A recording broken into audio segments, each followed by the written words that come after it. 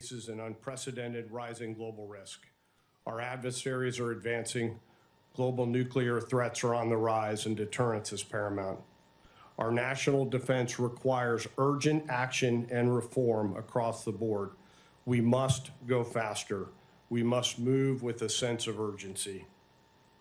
We can never forget that our number one job is to create peace through overwhelming strength, and if need be, fight and win our nation's wars. I realize for many Americans I'm an unknown leader, and it is with a heart full of gratitude that I've been given a truly unique set of experiences that I believe have prepared me to be the 22nd chairman. For the past 34 years, I've served in the active Title 10 force, in the Title 32 National Guard force, in the Title 50 force at the CIA. I've served in the interagency at the White House, and I've deployed in combat as a fighter pilot, a special operations officer, and a CIA officer. And I've been an entrepreneur and investor in the business sector while a citizen soldier in the National Guard. As a general officer, I've had the privilege of serving 3 presidents from both political parties, and most recently was the Associate Director for Military Affairs at the CIA, a job where I was charged to provide military advice to the Director of the CIA and globally integrate DoD and CIA activities across the world. Along the way, I've proudly served alongside some of America's most incredible warriors and civilian teammates and their families, and I've witnessed them do awe-inspiring things in the service of our nation, and to a person, they've poured more into me than I could ever have poured into them, especially our non-commissioned officer corps. And sadly, I've been there with them as they made the ultimate sacrifice on the fields of battle, and been with their families as we told them of their loved ones' service and sacrifice. I think of our fallen every single day. These experiences help me to better understand how our nation considers and uses military force to achieve our national security objectives, and they directly inform my views of the importance of carefully considering the use of that force and the risks associated with it beforehand, and always asking the important question, and then what, before we do. And if the decision is made to use military force, crushing our enemies and winning. I've also had the privilege of serving alongside incredible business leaders, starting and scaling companies as an entrepreneur, and along the way, I learned what a different kind of grit looks like. Our American entrepreneurial spirit is a force multiplier, and my time as an entrepreneur has made me a better general officer and leader. And if confirmed, I'll bring more of that spirit into the joint force.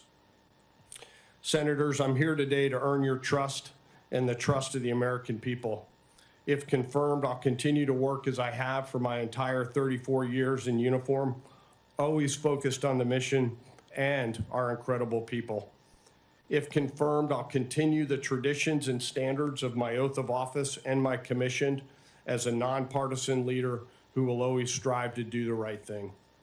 Chairman Wicker, Ranking Member Reed, and members of the committee, thank you for your time and your consideration. As we gather here today, let us never forget our deployed forces and their families, and may we always remember our fallen and their families, especially those 3 that Senator Reed mentioned and our 1 missing. I look forward to your questions. Thank you very, very much, General Caine. I am required to ask you some standard questions that we ask of all nominees in your situation. And so if you will just answer yes or no to these questions, keep your talk button pressed. Have you adhered to the applicable laws and regulations governing conflicts of interest? Yes, Senator, I have. Have you assumed any duties or taken any actions that would appear to presume the outcome of the confirmation process? No, Senator, I have not. Exercising our legislative and oversight responsibilities makes it important that this committee, its subcommittees, and other appropriate committees of Congress receive testimony, briefings, reports, records, and other information from the executive branch on a timely basis. Do you agree, if confirmed, to appear and testify before this committee when requested? I do, Senator. Do you agree when asked before this committee to give your personal views, even if your views differ from the administration? I do, Senator. Do you agree to provide records, documents, and electronic communications in a timely manner when requested by this committee, its subcommittees, or other appropriate committees of Congress, and to consult with the requester regarding the basis for any good faith delay or denial in providing such records? I do, Senator. Will you ensure that your staff complies with deadlines established by this committee for the production of reports, records, and other information, including timely responding to hearing questions for the record? I will, Senator. And two more, General. Will you cooperate in providing witnesses and briefers in response to congressional requests? Yes, Senator, I will. Will those witnesses and briefers be protected from reprisal for their testimony or briefings? They will, Senator. Thank you very, very much. Now, let me just start out by asking about some hyperbole that may have been out there in the press. General Caine, did you wear a MAGA hat in front of the president? No, sir. Did you wear a MAGA hat at any time? No, sir. Okay, would you like to elaborate on that answer?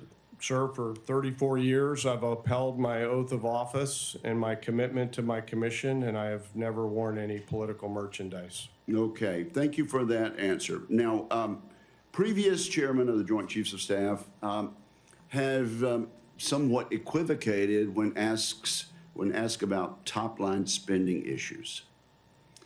I think you know that about the proposals that will soon be before this Senate and this Congress. Is it, in your best military advice, based on your experience, is it your opinion that we need real growth in the defense budget to maintain deterrence against the very capital cities and interests that you mentioned in your testimony? Well, Senator, thank you for that question. We definitely must have a sense of urgency related to the budget. I think it comes down to ultimately finding more deployable or allocatable capital. And there's really three ways to do that. We can find greater efficiencies in the budget through cost savings.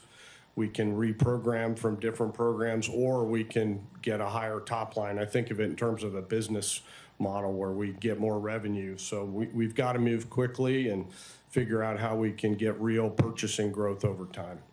Okay.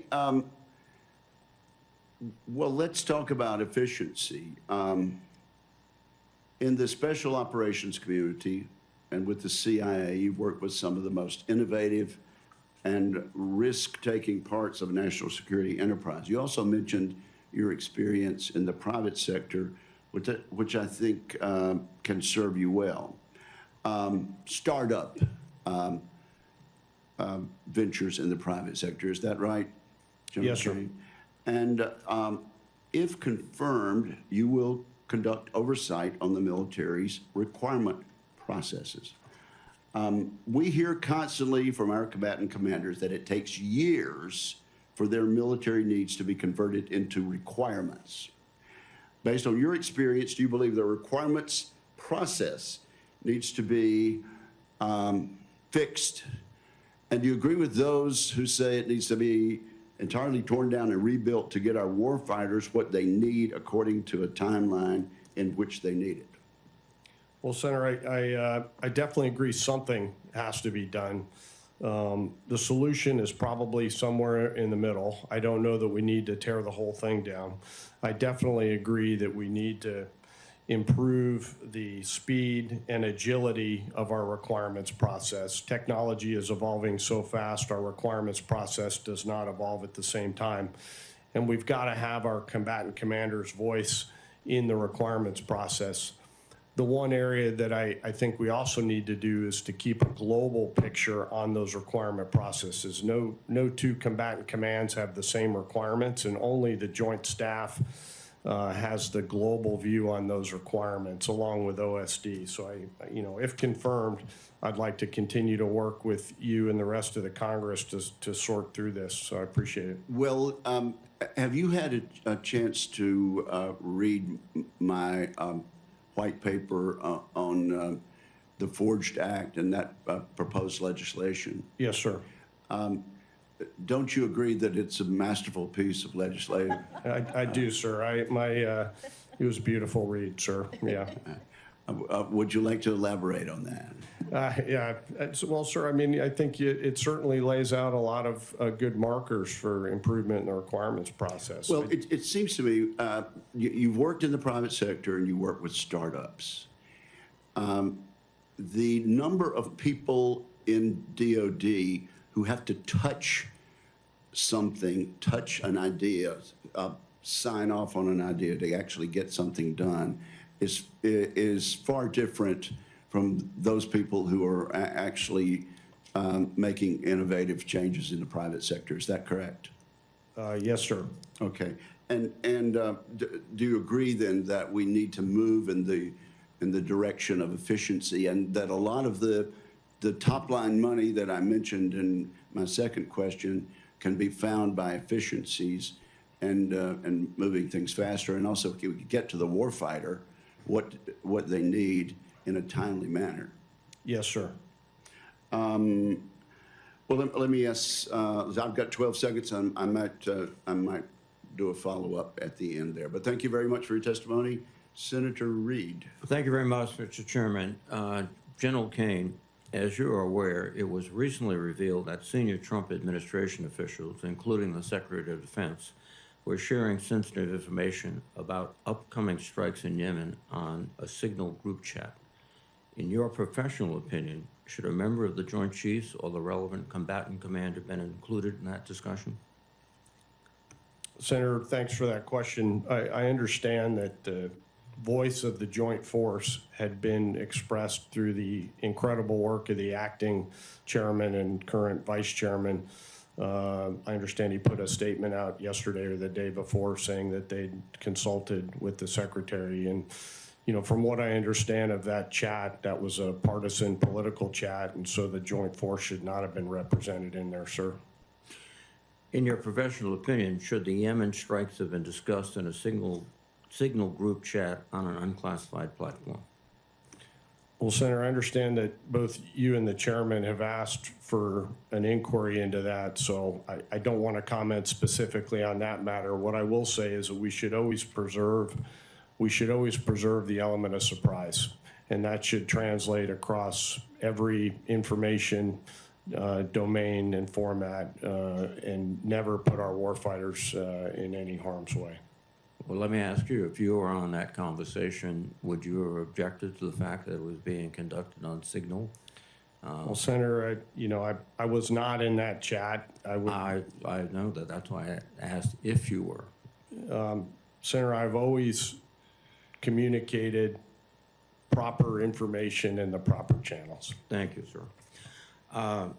Immediately following the announcement, and this is a follow-up to Senator Chairman Wicker's first question, immediately following the announcement of your nomination, press stories started to circulate about comments President Trump made about you and your past relationship. And according to the reports, the president tells a story where he spoke to you while you were serving in Iraq on active duty, and you said that you loved him, and "I'll kill for you, sir." The president then said that you followed up these comments by putting on a "Make America Great Again" hat. General Caine, is any of this story true? Senator, as I mentioned to the chairman, for 34 years I've upheld my oath of office and the responsibilities of my commission. I think I went back and listened to those tapes, and I think the president was actually talking about somebody else, and I've never worn any political merchandise or said anything to that effect. Thank you. General Caine, during the consideration of your nomination, were you ever asked who you voted for in the last election or 2020 election? Senator, I was not. Are you aware of any presently serving service members or senior civilians in the DOD being asked questions like this? I'm not, Senator. Do you agree that it's the utmost importance to keep the military apolitical and questions like this should not be asked? I agree with you. Yes, Senator. And what steps you'll take to guard against the potential politicization? Senator, I think the question was, what steps will I take to guard against politicalization? I think it starts with being a good example from the top and making sure that we are nonpartisan and apolitical and speaking the truth to power every day. General Caine, do you believe there's any situation where it would be appropriate for you not to be consulted prior to a military operation? Well, Senator, I'm not in the job yet, so I can't imagine any hypothetical situation where I would not be in the conversation, if that's what you're asking. You know, I believe the joint force, if confirmed, and even if I'm not in the job, the joint force has a responsibility to provide best options to the Secretary, the NSC, and the President. So I can't imagine a case where the joint force would not be in the conversation. Final question. If confirmed, and this is you've got 40 seconds, and this is probably, will take longer than that, so just brief thoughts. How are you going to ensure that the parochialism, which is endemic in every organization, but certainly also in the Department of Defense, is curtailed or focused to a more joint effort? Well, Senator, I appreciate that, and I'll be quick and come back to you with more if need be. But, you know, I'm encouraged by the 648 years of experience that currently exist in the Joint Chiefs of Staff and in the Joint Staff, and I think they're all absolute professionals. Thank you very much, sir. Thank you, Senator. Thank you, Senator Reid. Senator Fisher. Thank you, Mr. Chairman. Welcome, General. Thank you for putting yourself forward to continue to serve your country. As you are aware, there's ongoing efforts to force the Department of Defense to vacate portions of key bands of the electromagnetic spectrum, particularly the lower 3 gigahertz and the 7 to 8 gigahertz bands. General Caine, do you agree that the Department of Defense should have a meaningful co-leadership in any interagency determinations about the future use of federal spectrum? Senator, thanks for that question. You know, there are certain elements of the spectrum that have unique physics associated with them that can impact our combat capabilities, so we certainly want to have a voice in the conversation. Do you believe that it should be a co-leadership, though? Not just a seat at the table, but because of the exquisite assets that the department has and your knowledge of what those are, that you would need to have that co-leadership position? Senator, you know, you asked what the views of the department was, mindful that I'm not in the job yet, and if confirmed, I'd have that conversation with the Secretary about co-leadership related to that. What are the risks to national security if the department is forced to vacate those spectrum bands?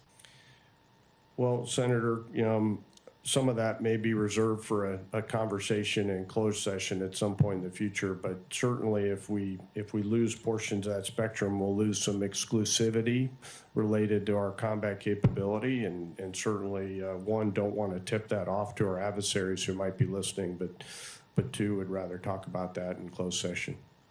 I look forward to having those discussions with you if you are confirmed, sir. General Caine, for the first time in history, the United States faces 2 nuclear peer adversaries in China and in Russia. And yet our planned nuclear force was decided back in 2010 when the threat environment looked very, very different, and it hasn't been reconsidered since then. For example, just over the past few years, China surpassed the U.S. in the number of ICBM launchers it possesses. Russia has suspended the New START treaty, and nuclear saber rattling has been a defining feature of its invasion to Ukraine. North Korea has claimed to test the first solid fuel ICBM. I'm concerned that our current programs or record may not be sufficient to address these future threats, or these current threats, let alone future threats. So if confirmed, how would you work with the Secretary, the services, STRATCOM, to identify and address any insufficiencies so that our nuclear deterrent would remain credible? Well, Senator, and it must remain credible. We must invest in the deterrence side of our nuclear triad, and there's a lot of work to be done there. And if confirmed, you know, I look to work with the incredible leadership at STRATCOM. We have a great commander out there who's very smart, dedicated, and technically all over the program out there. And you know, this will be an area of significant emphasis to make sure that we're fielding the capabilities that we need. Have you had an opportunity to review the Strategic Posture Commission's 2023 report? Senator, I've not. I would highly recommend that you do so. It very clearly articulates projected threats. It identifies potential gaps in our capabilities, and it makes a number of actionable recommendations, many of which were included in last year's NDAA. Finally, General Caine, the Nuclear-Armed Sea Launch Cruise Missile, or SLCM, is a Navy program of record that has been supported by this committee on a strong bipartisan basis. I was pleased to see you affirm the importance of SLCM in your advanced policy questions. Can you explain to this committee the importance of providing the President with additional theater nuclear options such as SLCM-N? Well, Senator, when we look at the global laydown of nuclear weapons that you alluded to, the United States having an additional option is a key and essential component to our overall deterrence, and that's where SLCM-N fits into the equation. So it's important that our Commander-in-Chief would have those options? Well, I won't get out in front of the President. It may be a decision that he has a different view on, but certainly the Joint Force should offer him that option for his consideration based on the needs of the deterrent capabilities. And it is a program of record. Yes, ma'am. Thank you, sir. Thank you, Mr. Chairman. Thank you, Senator Fisher. Senator Shaheen. General Caine, congratulations on your nomination, and thank you for your willingness to continue to serve the country. I appreciated the time we spent in my office talking about this role and the challenges that you will be facing. One of the things that we discussed was the Women, Peace, and Security legislation that was signed by President Trump during his first term, and it mandates that women should be at the table in conflict resolution and peace negotiations. And at DoD, that's meant having women involved in security cooperation programs that really give us, I think, an advantage over our adversaries like China and Russia. Can you, just for the record, are you familiar with the WPS program, General Caine? I am, Senator, yes. And do you believe that's a DEI program? I do not. Thank you. Can you provide some examples of the operational advantage that, from your perspective, this gives us? Well, Senator, I can just give you my own personal recollections from being deployed before. This was precursors of the program, but when we would go out into the field and after concluding an assault, we would have female members who would, speak with those women and children who were on the objective, and they would help us to understand the human terrain in a new and novel way. And so WPS is, I think, a program that really helps us to understand the full spectrum of challenges that are in front of us. Thank you for that. One of the combatant commands that has been most effective in using the WPS law has been INDOPACOM. Can you talk about how this contributes to the mission that INDOPACOM has? Well, Senator, I'm not familiar with the INDOPACOM specific example. If confirmed, I'll look into it and come back to you with my thoughts on that matter. Great, thank you. I appreciate that. We've been hearing some rumors that have suggested that the administration is considering ending the dual hat policy under which our commander of European Command serves as the Supreme Allied Commander of NATO. the commander of EUCOM has served as the Supreme Allied Commander since Eisenhower, and part of the reason is to ensure that U.S. command and control of nuclear weapons on the continent also prevents nuclear proliferation in Europe. So I'm not going to ask you to comment on what the policy of this administration may or may not be, since I assume it's not been determined.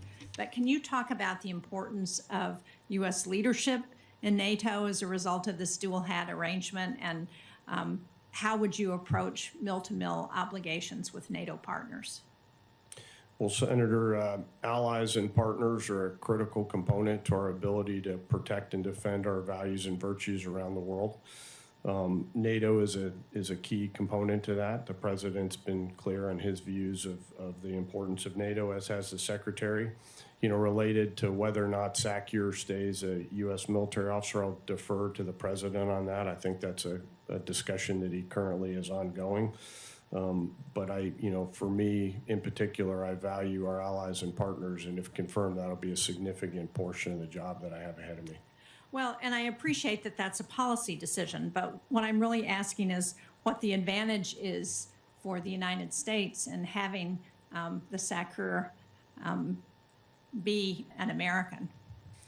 And, Senator, as always, anytime we have U.S. forces deployed, we generally have wanted them under a U.S. commander, and that was the history behind the establishment of SACEUR and putting the dual hat EUCOM commander and SACEUR together. And I think it is an opportunity for global leadership, in particular in Europe, but again, would defer to the president as he considers what the future policy may look like. And I know that Senator Reid asked you this question, and it was part of your official questions from Senator Wicker, but when you have situations where your military advice may be different from the direction that the administration is heading on policy, how do you intend to approach those situations, and how would you continue to make sure that the military perspective that you're supposed to represent is actually being presented? Well, Senator, the same way I have for 34 years with candor. Candor has gotten me here today, and candor will continue to allow me to do my job moving forward. The president doesn't have to accept the military advice or the secretary of the NSC, but we owe it to them for us to deliver that military advice. Thank you. Thank you, Mr. Chairman. Thank you. Thank you, Senator Shaheen. Senator Cotton. General Caine, congratulations on your nomination, and thank you for your 34 years of service. Thank you also for your service at times in the intelligence community, where your reputation is as strong as it is in the Department of Defense. Let's continue on the theme of Senator Shaheen's question about providing your candid military advice. I think, as the chairman and Senator Reid pointed out, a lot of people don't understand the chairman of the Joint Chiefs is not in the chain of command. Is that correct? Yes, sir. By law, your role is the principal military advisor. So if the president makes a decision on this, that, or the other policy or operation about this, that, or the other country, that goes from him to the Secretary of Defense down to some other commander, say the CENTCOM commander or the Secretary of the Army or what have you. You're on the side giving advice to everyone, but you're not actually carrying out decisions in the chain of command. That's correct, Senator. And I think Congress gave the chairman that role because we wanted someone who was free from those day-to-day demands of operational or managerial duties to provide that candid military advice. And as Senator Shaheen said, it's important that you provide that advice even when you think the principal doesn't want to hear it, the Secretary of Defense or the NSC or the president. But I think you said in your opening statement that you were an unusual or an unconventional nominee. Which was it? I think it was unconventional. Unconventional, Senator. okay. I agree with that. I think most people would as well. You don't strike me as the kind of guy who has been angling for this job for 34 years. Is that a fair statement? That would be a fair statement, Senator. And did you expect to get this job as recently as, I don't know, 3 or 6 months ago? I did not, Senator. So is there any reason to think that you're not going to be providing your candid and best professional military advice, even and maybe especially when you've gotten wind, say, a little birdie has tipped you off that maybe the secretary or the president doesn't want to hear what you have to say? Senator, no, and I went to VMI, where I lived in the new barracks for 4 years and looked out on a statue of George Caleb Marshall for 4 years. And sir, if I failed to provide my candid advice to the Secretary of the NSC or the President, I think General Marshall would climb out of his grave and hunt me down. Good, thank you. Because I think every president, every NSC, every Secretary of Defense needs that, especially from a chairman. Not to give them their candid advice when it's welcome, but even when they know it's unwelcome. Now, as you said, though, you're an advisor. You're not a decider. You're not a commander. Once the Secretary, in some cases, or the President probably in most cases, has made the decision, then you're on the side making sure that decision is going to be carried out by the relevant commanders, right? Yes, sir. Thank you. Let's look at something specific in this area now, and that's the threat of Iran's nuclear program. By some estimates, they could be just weeks away from having at least testable, if not workable, nuclear devices, maybe as few as a couple years away from having missiles that could hit us here in the United States. The president has said repeatedly that he wants a peaceful resolution to this crisis. But he's also said, I think as recently as last week, quote, if they don't make a deal, there will be bombing, end quote. He said for at least a decade I've known him that Iran cannot be allowed to get a nuclear weapon. Do you agree with the president's assessment that Iran cannot be allowed to get a nuclear weapon? I do, Senator. And do you agree that because of their missile programs, especially the flimsy cover of the space launch program, that this is not just a threat to our troops in the region or Israel or our Arab friends in the region? This could be an imminent and existential threat to the United States itself in just a few short years. Senator, I think that's an accurate statement. If the president asks for military options to support what he has said publicly, that if Iran is not willing to make a deal, that there will be bombing, do you commit to provide him the best and candid advice you can about viable military options and the likely consequences of each? Senator, I think that's what the job of the Joint Staff is to do, is to provide a range of options for the president to consider and then allow him to select whatever those options will work best for him. Thank you. And finally, there's some hysteria about the prospect of the president ordering these strikes, or someone like you in uniform providing him advice, that it's going to lead to another forever war or another endless war. Are you aware of operations, maybe operations against Iran, like the tanker wars in 1988, in which the forceful but discriminate application of military power did not lead to a forever war or an endless war, but rather led to peace and stability? Yes, sir. Those examples in our history do exist. Maybe the Qasem Soleimani strike in 2020 as well, that caused Iran to pull in its horns for the rest of President Trump's first term. Thank you, General Caine. Thank you, Senator. You can answer that question verbally, Senator Caine. I noticed you nodded. General Caine, you nodded your head. Yes, sir. I wasn't sure exactly what the question was, but I agree with you, Senator. Thank you, Senator Cotton, and thank you, General. Senator Blumenthal. Thank you, Mr. Chairman. Thank you, General Caine, for visiting my office. For your service and your families to our nation, you have a record that is exemplary and lengthy. You've served in the Air Force, the Air National Guard, and within the intelligence community with extraordinary distinction. This position is not one that you sought, is it? No, sir. Or ever expected? No, sir. And the reason is quite simply that the President of the United States decided to fire the Chairman of the Joint Chiefs of Staff for political and personal reasons. And I must say that I find that abhorrent. And I know that you are not going to comment in those terms on the treatment of your potential predecessor, but would you agree with me that politicization of the military is something that should be avoided at all costs?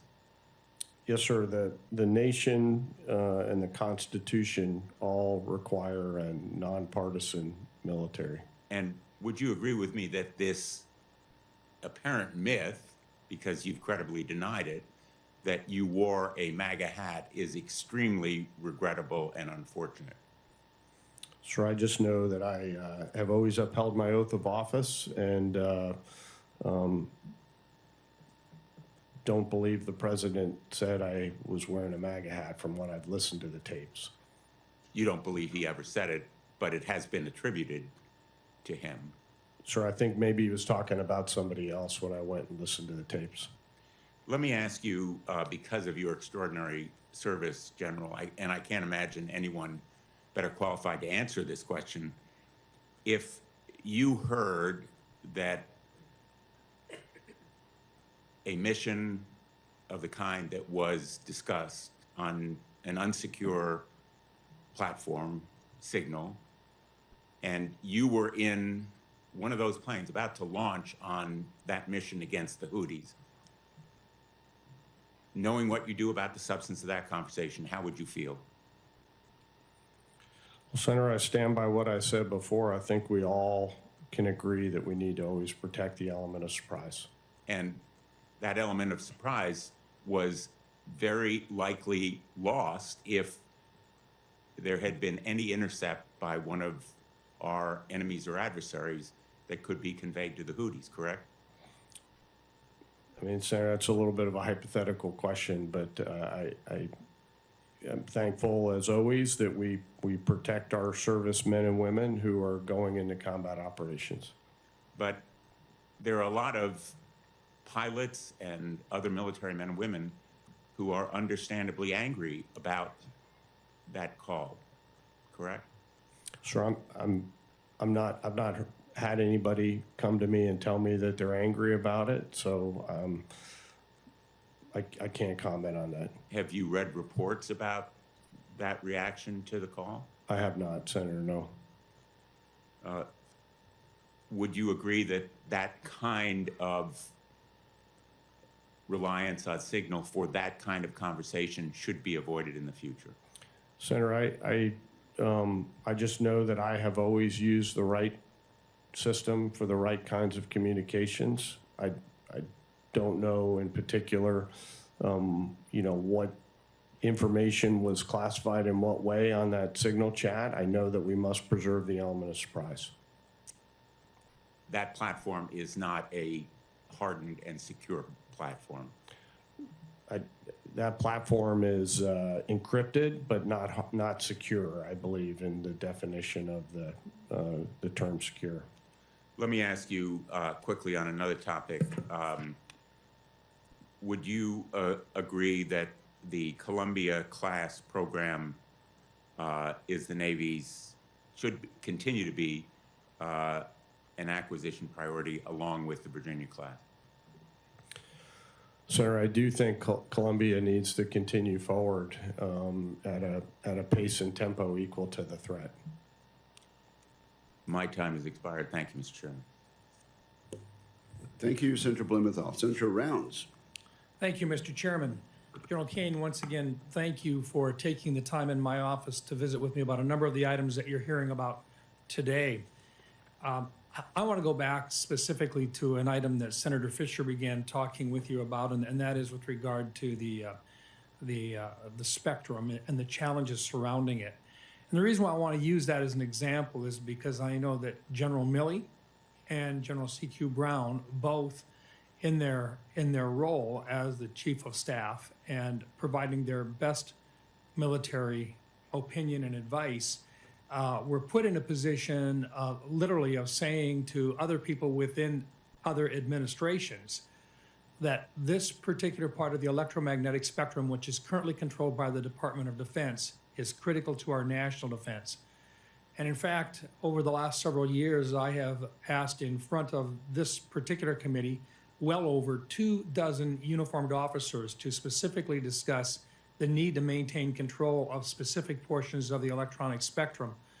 In particular, I've asked whether or not the 3.1 to 3.45 gigahertz band, if we were to lose that from DoD's specific use, if that would negatively have or would have negative consequences for our warfighting capabilities. and I have had 100% agreement that if we lost that, it would have negative consequences. Would you agree with that assessment? I would, Senator. Thank you. You will be asked at some point, because this is a valuable commodity. There's a limited amount of electromagnetic spectrum available, but there are interests within the United States that would love to have access to this without regard to what it would do, or not understanding what the impact would be on our national defense. Are you aware that under President Trump's proposed concept of a golden dome or a missile protection system, that a number of the radar systems that would be required to be in effect for that to move forward are found within the 3.1 to 3.45 portions of the spectrum because of their unique physical or physics competencies? Senator, I'm familiar with the basics of that frequency spectrum. I don't know what particular radars Golden Dome has brought into their mix of equipment, but that would not surprise me. Thank you. I just think this is part of the discussion that's been here today has been a concern by the committee that any person that has the role of the chairman of the Joint Chiefs recognize just how serious their role is with regard to providing to a very, very group of powerful individuals the best professional military advice that they can provide, and recognizing that while you don't control the policy that is set, your role, as this committee sees it, is in many cases the last resort to providing the right types of advice that elected leaders have to hear, regardless of whether or not they want to hear it. My understanding, and once again I'll ask you to just confirm it, you recognize that that is your primary responsibility. Senator, I think that's the most important part of this job and the essential part of this job. And if confirmed, you have my commitment that I'll always speak truth to power. Well, I think you'll find that this committee will be very supportive of you in that role. General, the B-21 Raider is one of the most capable military platforms the world has ever seen. It will play a crucial role in any conflict the U.S. faces against a near-peer adversary because of its ability to operate in a highly contested environment. The Air Force has committed to at least 100 B-21s, but given its dual missions of conventional long-range strike and nuclear deterrence, many of us believe that we will need a number closer to 200 bombers. If confirmed, would you be prepared to advocate for more than 100 and perhaps as many as 200 of these platforms if a review of our war plan suggested that that is what required for our operational plans moving forward? Senator, the last part of your question, I think, is the key part for me after the analysis portion. And, you know, mindful that I've not been confirmed for this job yet, I'd like to speak to the other Joint Chiefs and the combat commanders whose requirements Raider will fulfill before I commit to supporting any particular number of B-21s. It's an essential part of our nuclear and conventional program, and certainly a key component of it, but before I commit to any number, I'd like to study the matter and come back to you. But if that appears to be the case, you would not hesitate to recommend more if those studies warranted it. I would not hesitate. Thank you. Thank you, Mr. Chairman. Thank you, Senator Rounds. Senator Hirono. Thank you, Mr. Chairman. General Caine, with all due respect to you, we should not be here today. This hearing is happening only because of the unprecedented dismissal without cause of General Brown as chairman. As a highly respected military leader, General Brown faithfully served our country for decades. He provided exactly what the Constitution asks of him, the best nonpartisan military advice to civilian leadership. However, for an administration that is claiming to be the most, quote, transparent in history, end quote, no reasonable justification has been provided for General Brown's termination. Instead, General Brown's dismissal reveals, once again, President Trump's intention to install yes men and women with fealty to him and not to the Constitution or the American people. Now, General Caine, you said you will always speak truth to power in your responses to advanced questions. And you indicated that you would provide independent advice. But let me just mention What happens to people who stand up to President Trump? General Milley, who was a former chair of Joint Chiefs, stood up to President Trump, and here's what happened to him. President Trump took away his security detail, his security clearance. He even took down his portrait in the Pentagon. That's not all. General Milley is now under investigation by the department's Inspector General to see if he will be able to retire as a 4-star general. It's always a challenge to stand up to this president. Let me just start with the 2 initial questions, and I'll get to some of the questions that have to do with your fitness to serve. I ask these questions of all nominees on any of the committees on which I sit. Since you became a legal adult, have you ever made unwanted requests for sexual favors or committed any verbal or physical harassment or assault of a sexual nature? I have not, Senator. Have you ever faced discipline or entered into a settlement relating to this kind of conduct? I have not, Senator. General, you've been asked a number of questions regarding what the president attributed to you. That is how it's been reported, that you wore a MAGA hat. You testified you did not. If you did wear a MAGA hat, would that constitute partisan political activity by a uniformed officer? Senator, I did not wear any political merchandise. If you wore such a hat, would that constitute partisan political activity by a uniformed officer, yes or no? I think it probably would, yes, Senator. Thank you. General Caine, you've been asked also a number of questions about what's being referred to as Signal Gate. And I commend the chair of this committee and the ranking member for asking for an IJ inquiry.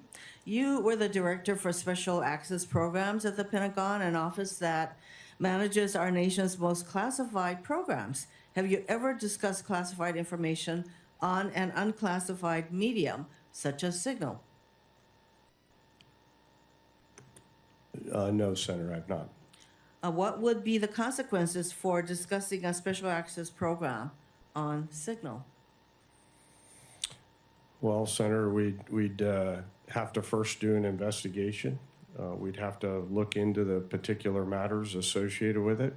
We'd have to consult with counsel and to determine what the way forward was, and then ultimately turn it over to the leadership in the department. And you wouldn't just let this matter drop, which is basically what this administration wants to do. Well, Senator, I think that it's a little bit of a hypothetical situation asking me about what would happen if a SAP was dropped into Signal. It's really not a hypothetical. It is what is confronting this administration and what's happening. You know that we need to preserve the element of surprise. Is discussing the kinds of matters that were discussed on Signal preserving the element of surprise? Senator, I don't want to, given the fact that the chairman and ranking member have been asked for an investigation, I don't want to comment on the particulars. I do want to stay at the strategic altitude and say that we should always preserve the element of surprise. I think it was a very simple question whether or not talking about the things that have been reported, whether that preserved the element of surprise. I would say that if you're truly speaking truth to power, that the answer would obviously be no, it does not preserve the element of surprise. That is why we need to have an inquiry. Thank you, Mr. Chairman. Thank you, Senator Hirona. Senator Ernst. Thank you, Mr. Chair, and excuse me. And I first would like to acknowledge the loss of 3 soldiers from the 3rd Infantry Division and pray for a speedy recovery on the 4th. General Caine, thank you so much for being in front of this committee today. And we all understand that there's a little bit of political theatrics that always occur on this committee. But I would like to thank you very much for your integrity and your measured responses to the questions today. You are carrying yourself with dignity and respect, and that's what we would anticipate and expect of anyone that will be serving as our joint the chairman of our Joint Chiefs of Staff. So thank you very much for that.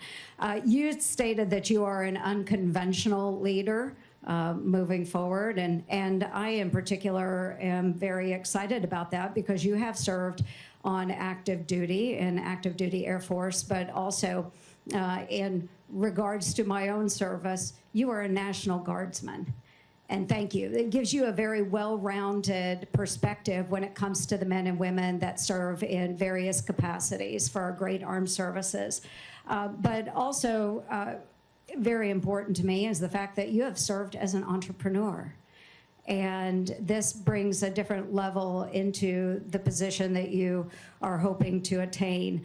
And that leads me into my question. I've been very focused on our defense budget efficiency and auditability.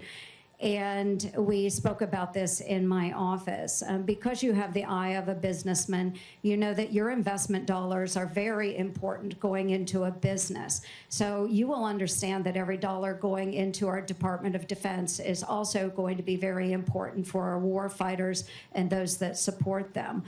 The Department of Defense, despite managing the largest discretionary budget of the federal government, has yet to pass a full financial audit. We understand that this failure is eroding public trust in the department and hinders our ability as Congress to allocate those resources effectively, and our frustrations just continue to grow. So, General Caine, if you are confirmed, what steps will you take to ensure the DoD finally passes a full audit by 2028 as required by the law, or ideally, if at all possible, even sooner? Well, Senator, thanks for that question. Is not only as an entrepreneur alum, but also an American taxpayer, we owe it to the nation for the department to pass an audit. There are very few levers that the chairman, if I'm confirmed, that the chairman can throw other than to encourage the services to be prepared for that audit, and that's something that I'll take on if I'm confirmed for the job. Yeah, thank you very much for that. And in regards to our Special Operations Forces, I serve as the chair of the Emerging Threats and Capabilities Subcommittee, and will continue to advocate on behalf of our SOF. They're a very cost-effective force multiplier, and they deliver those high-impact results with a very small footprint. And I know we have spoken about this. You do get that. Cuts to SOF funding risk ceding ground to our adversaries. So, General Caine, given SOF's proven role in great power competition, do you believe a justification exists for reducing their footprint and their budget at a time when unconventional threats are on the rise?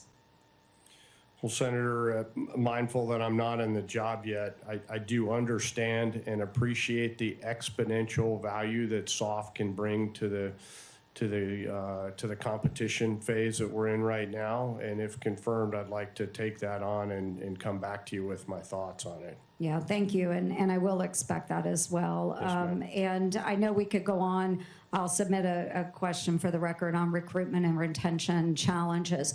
But I just want to close by saying I'm very grateful that President Trump has nominated you to serve as our chairman for the Joint Chiefs of Staff. I do think that you will bring a different level into this position, a different eye, a different way of looking at things. And we are in very challenging times. We all recognize this. We need a change. You are that change. So thank you very much for being willing to continue to serve in this capacity. Thank you, Mr. Chair. Thank you, Senator. Senator King. Thank you, Mr. Chairman. General, congratulations on your nomination. We've discussed, almost every member of this panel has discussed the importance of giving straight advice to the President and the Secretary of Defense. These are two very strong personalities. The Oval Office is probably the most intimidating room in the world. And I hope you'll reiterate, you mentioned you owe it to them to give you the best advice. You also owe it to the country that you give them the best advice. You mentioned to me when we discussed this before, you have been retired, you didn't expect this job, you don't need this job. Give me your straight ahead commitment that when the chips are down, you're going to argue for your best military advice. Senator, I don't know any other way to operate as a leader. Is my job, if confirmed, is to always provide best military advice to the President, the Secretary of the NSC, and to Congress, and to do so with candor every day. As everybody has mentioned, particularly Senator Rounds mentioned, that this is really the principal responsibility of the job. And we're in a very dangerous moment. As you know, there are potential conflicts and conflicts all over the world. So you're going to be called upon probably in the matter of weeks to make these kind of calls and to provide that advice to the President. So I look forward to your honoring that commitment that you just made and making clear, not only providing advice, that sounds sort of neutral, but advocating for advice, saying this is what we believe the best military advice is. Let me move on. It worries me sometimes that we have a tendency, particularly in national security, to move our focus from one area to the other, and then we neglect the area that we're missing. What I'm very worried about now is a resurgence of terrorism. Syria potentially could become another base for ISIS. There are thousands of ISIS fighters in jails in Syria. If they're released, that could be a major challenge. West Africa is now a major area of al-Qaeda activity. Talk to me about the terrorism threat and the fact that we can't forget it because 19 people changed American history on September 11th, and it doesn't take many terrorists to create serious problems for this country and for people around the world.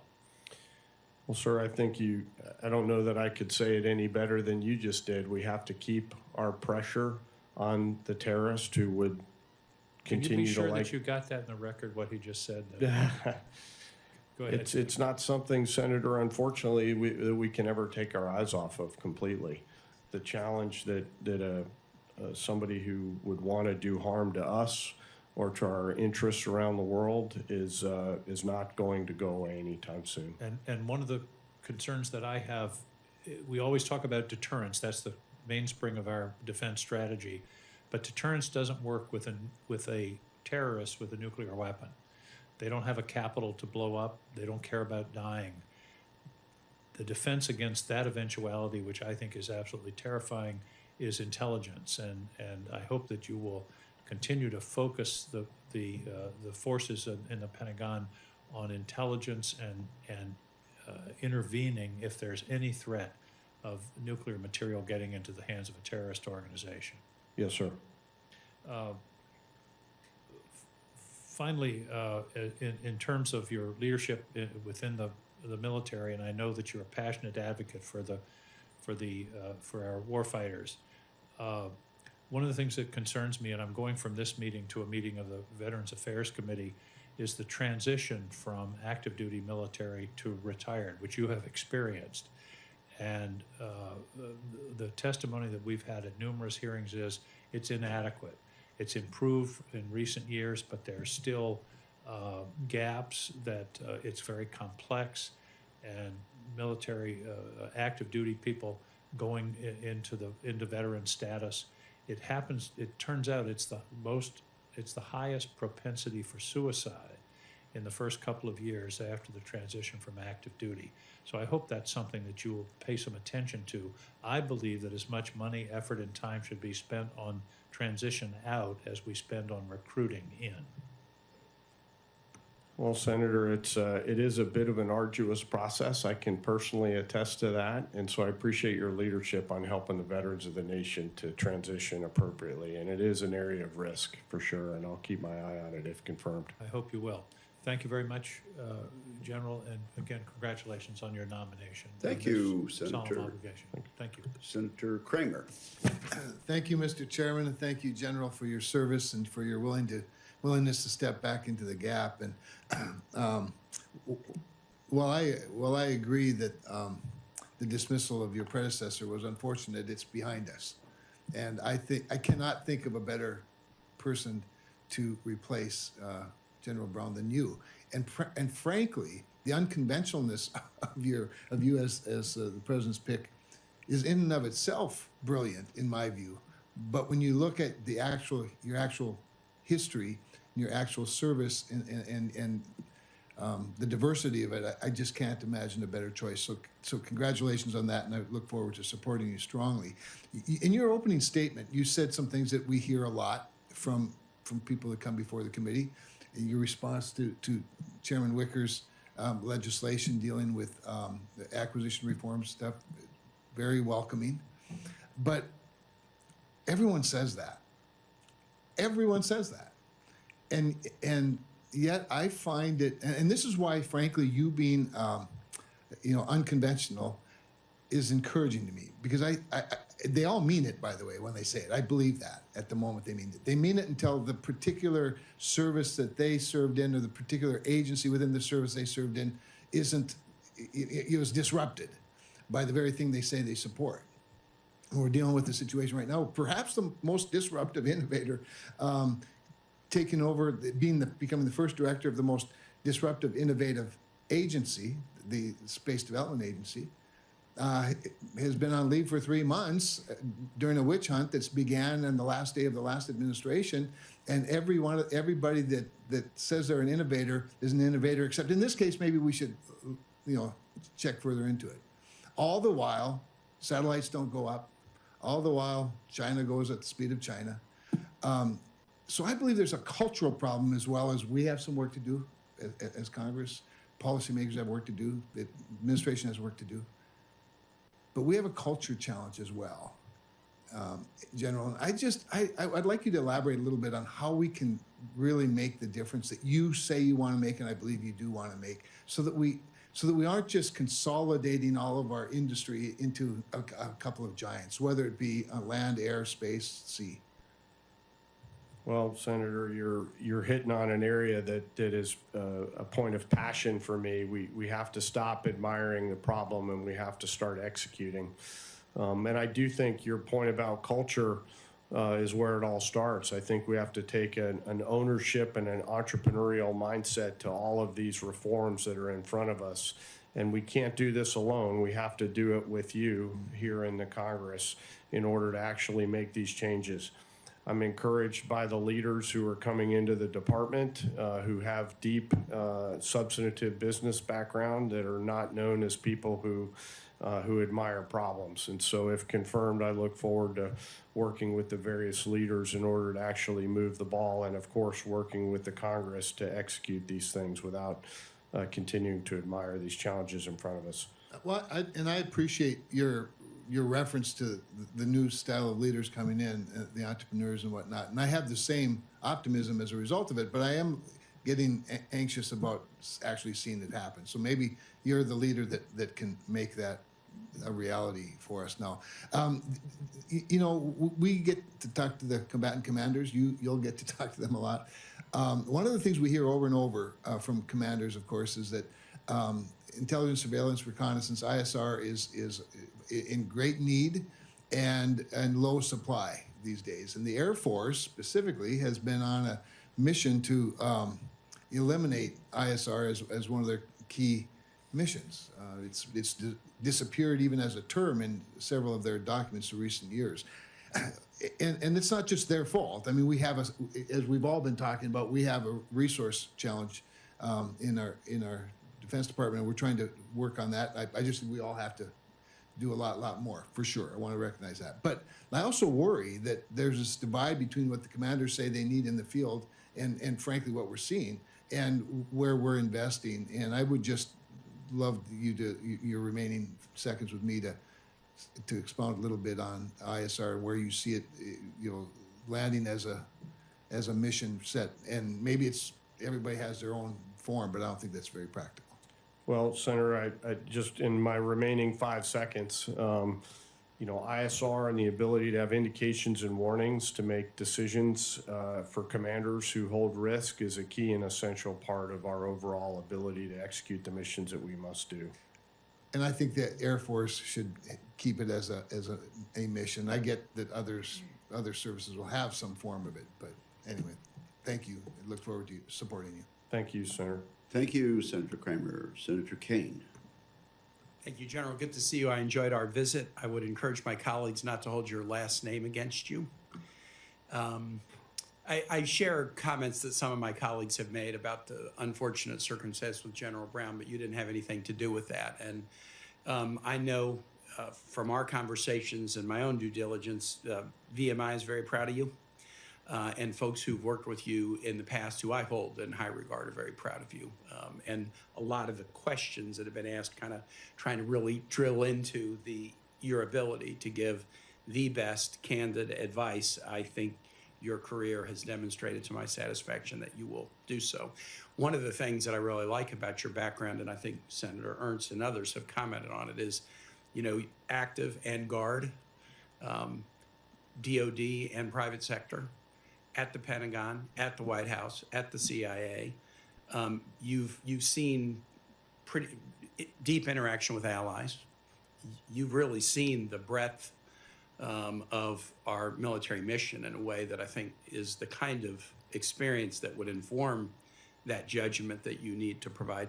And in fact, in a way, the role of the head of the Joint Chiefs, the chairman of the Joint Chiefs, as Senator Cotton was walking you through, the work that you did at the CIA was a little bit the same role. Why don't you describe in a little more detail that posting to the CIA?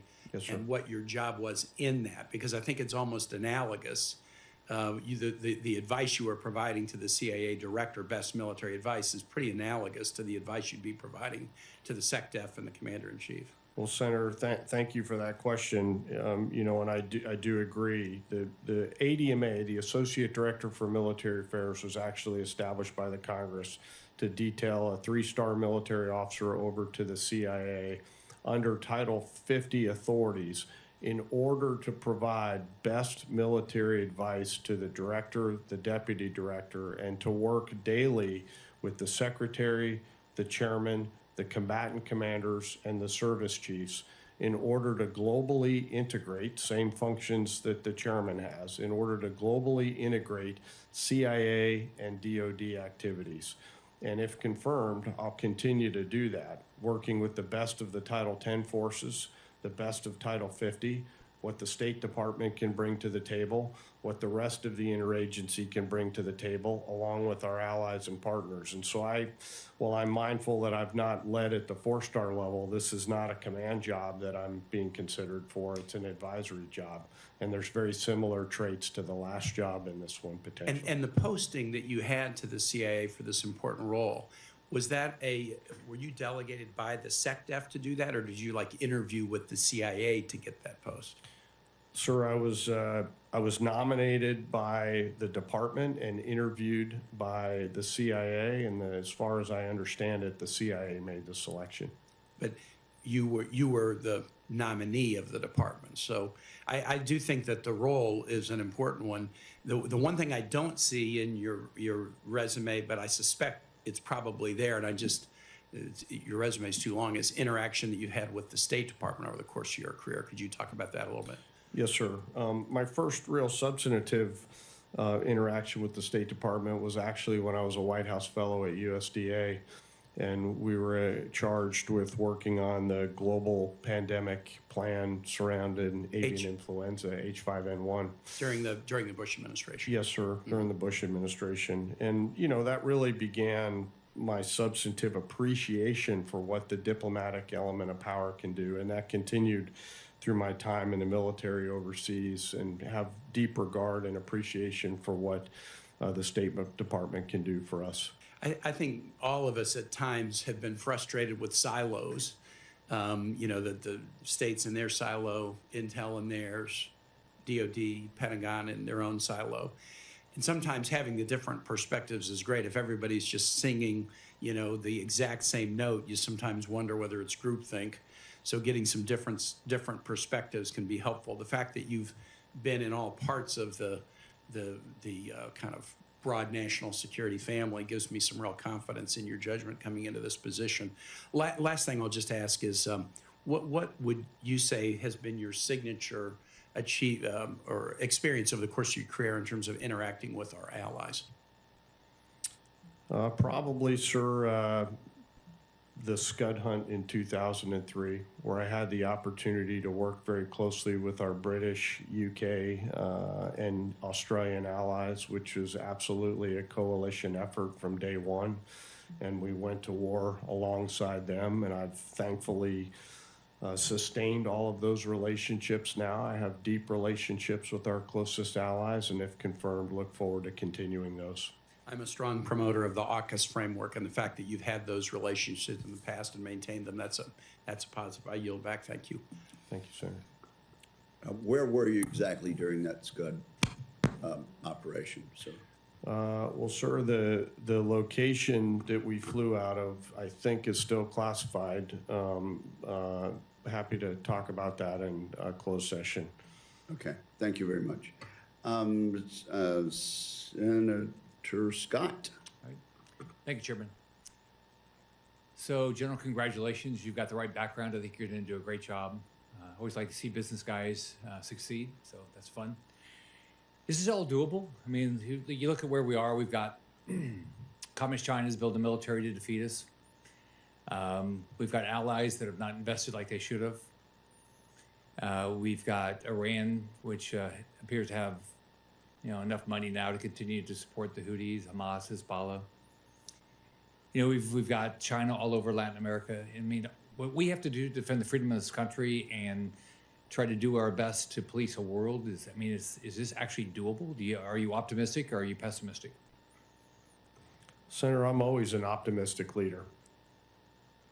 And why do you believe that we can do it? There's a lot of reasons, but the power of the American spirit is what leaps out to me right off the bat. There's very few things that we set our mind to that we can't achieve. And despite some of the very serious challenges in front of us, we've always rogered up to those challenges. Do you think the budget that we're going to be able to provide is going to allow you to be able to do the things you need to do? Well, Senator, I won't get in front of the president or OMB on what budget markers they set. What I will do, confirm to you and commit to you, is that whatever capital we're given, we'll make the best out of it. Yeah.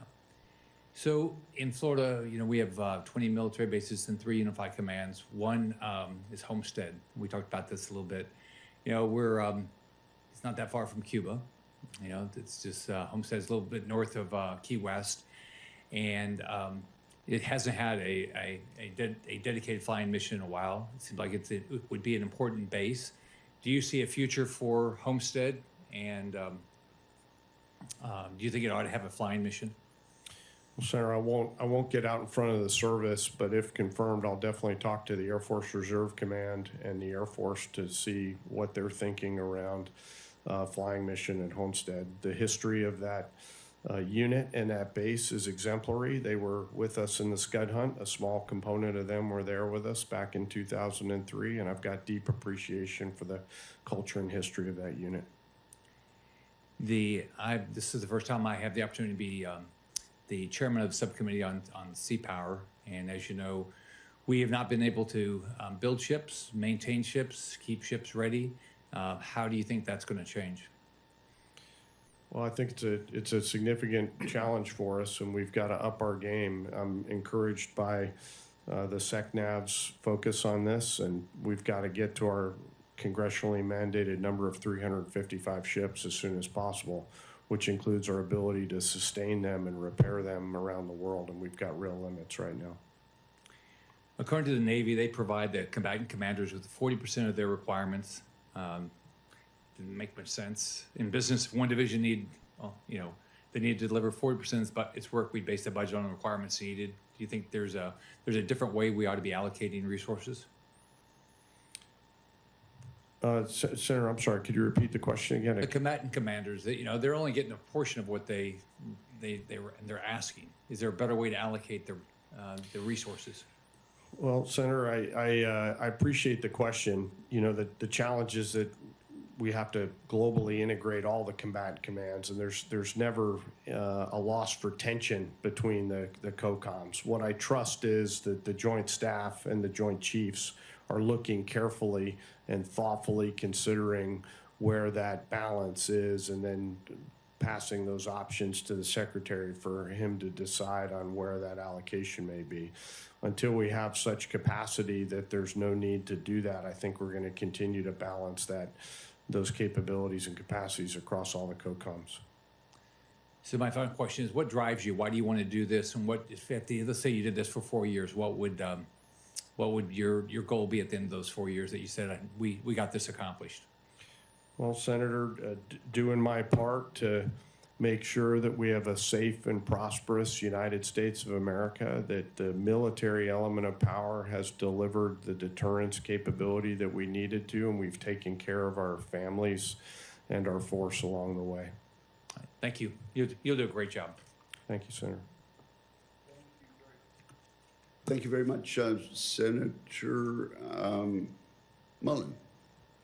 Thank you, Chairman, and thank you, General, for wanting to step back into service.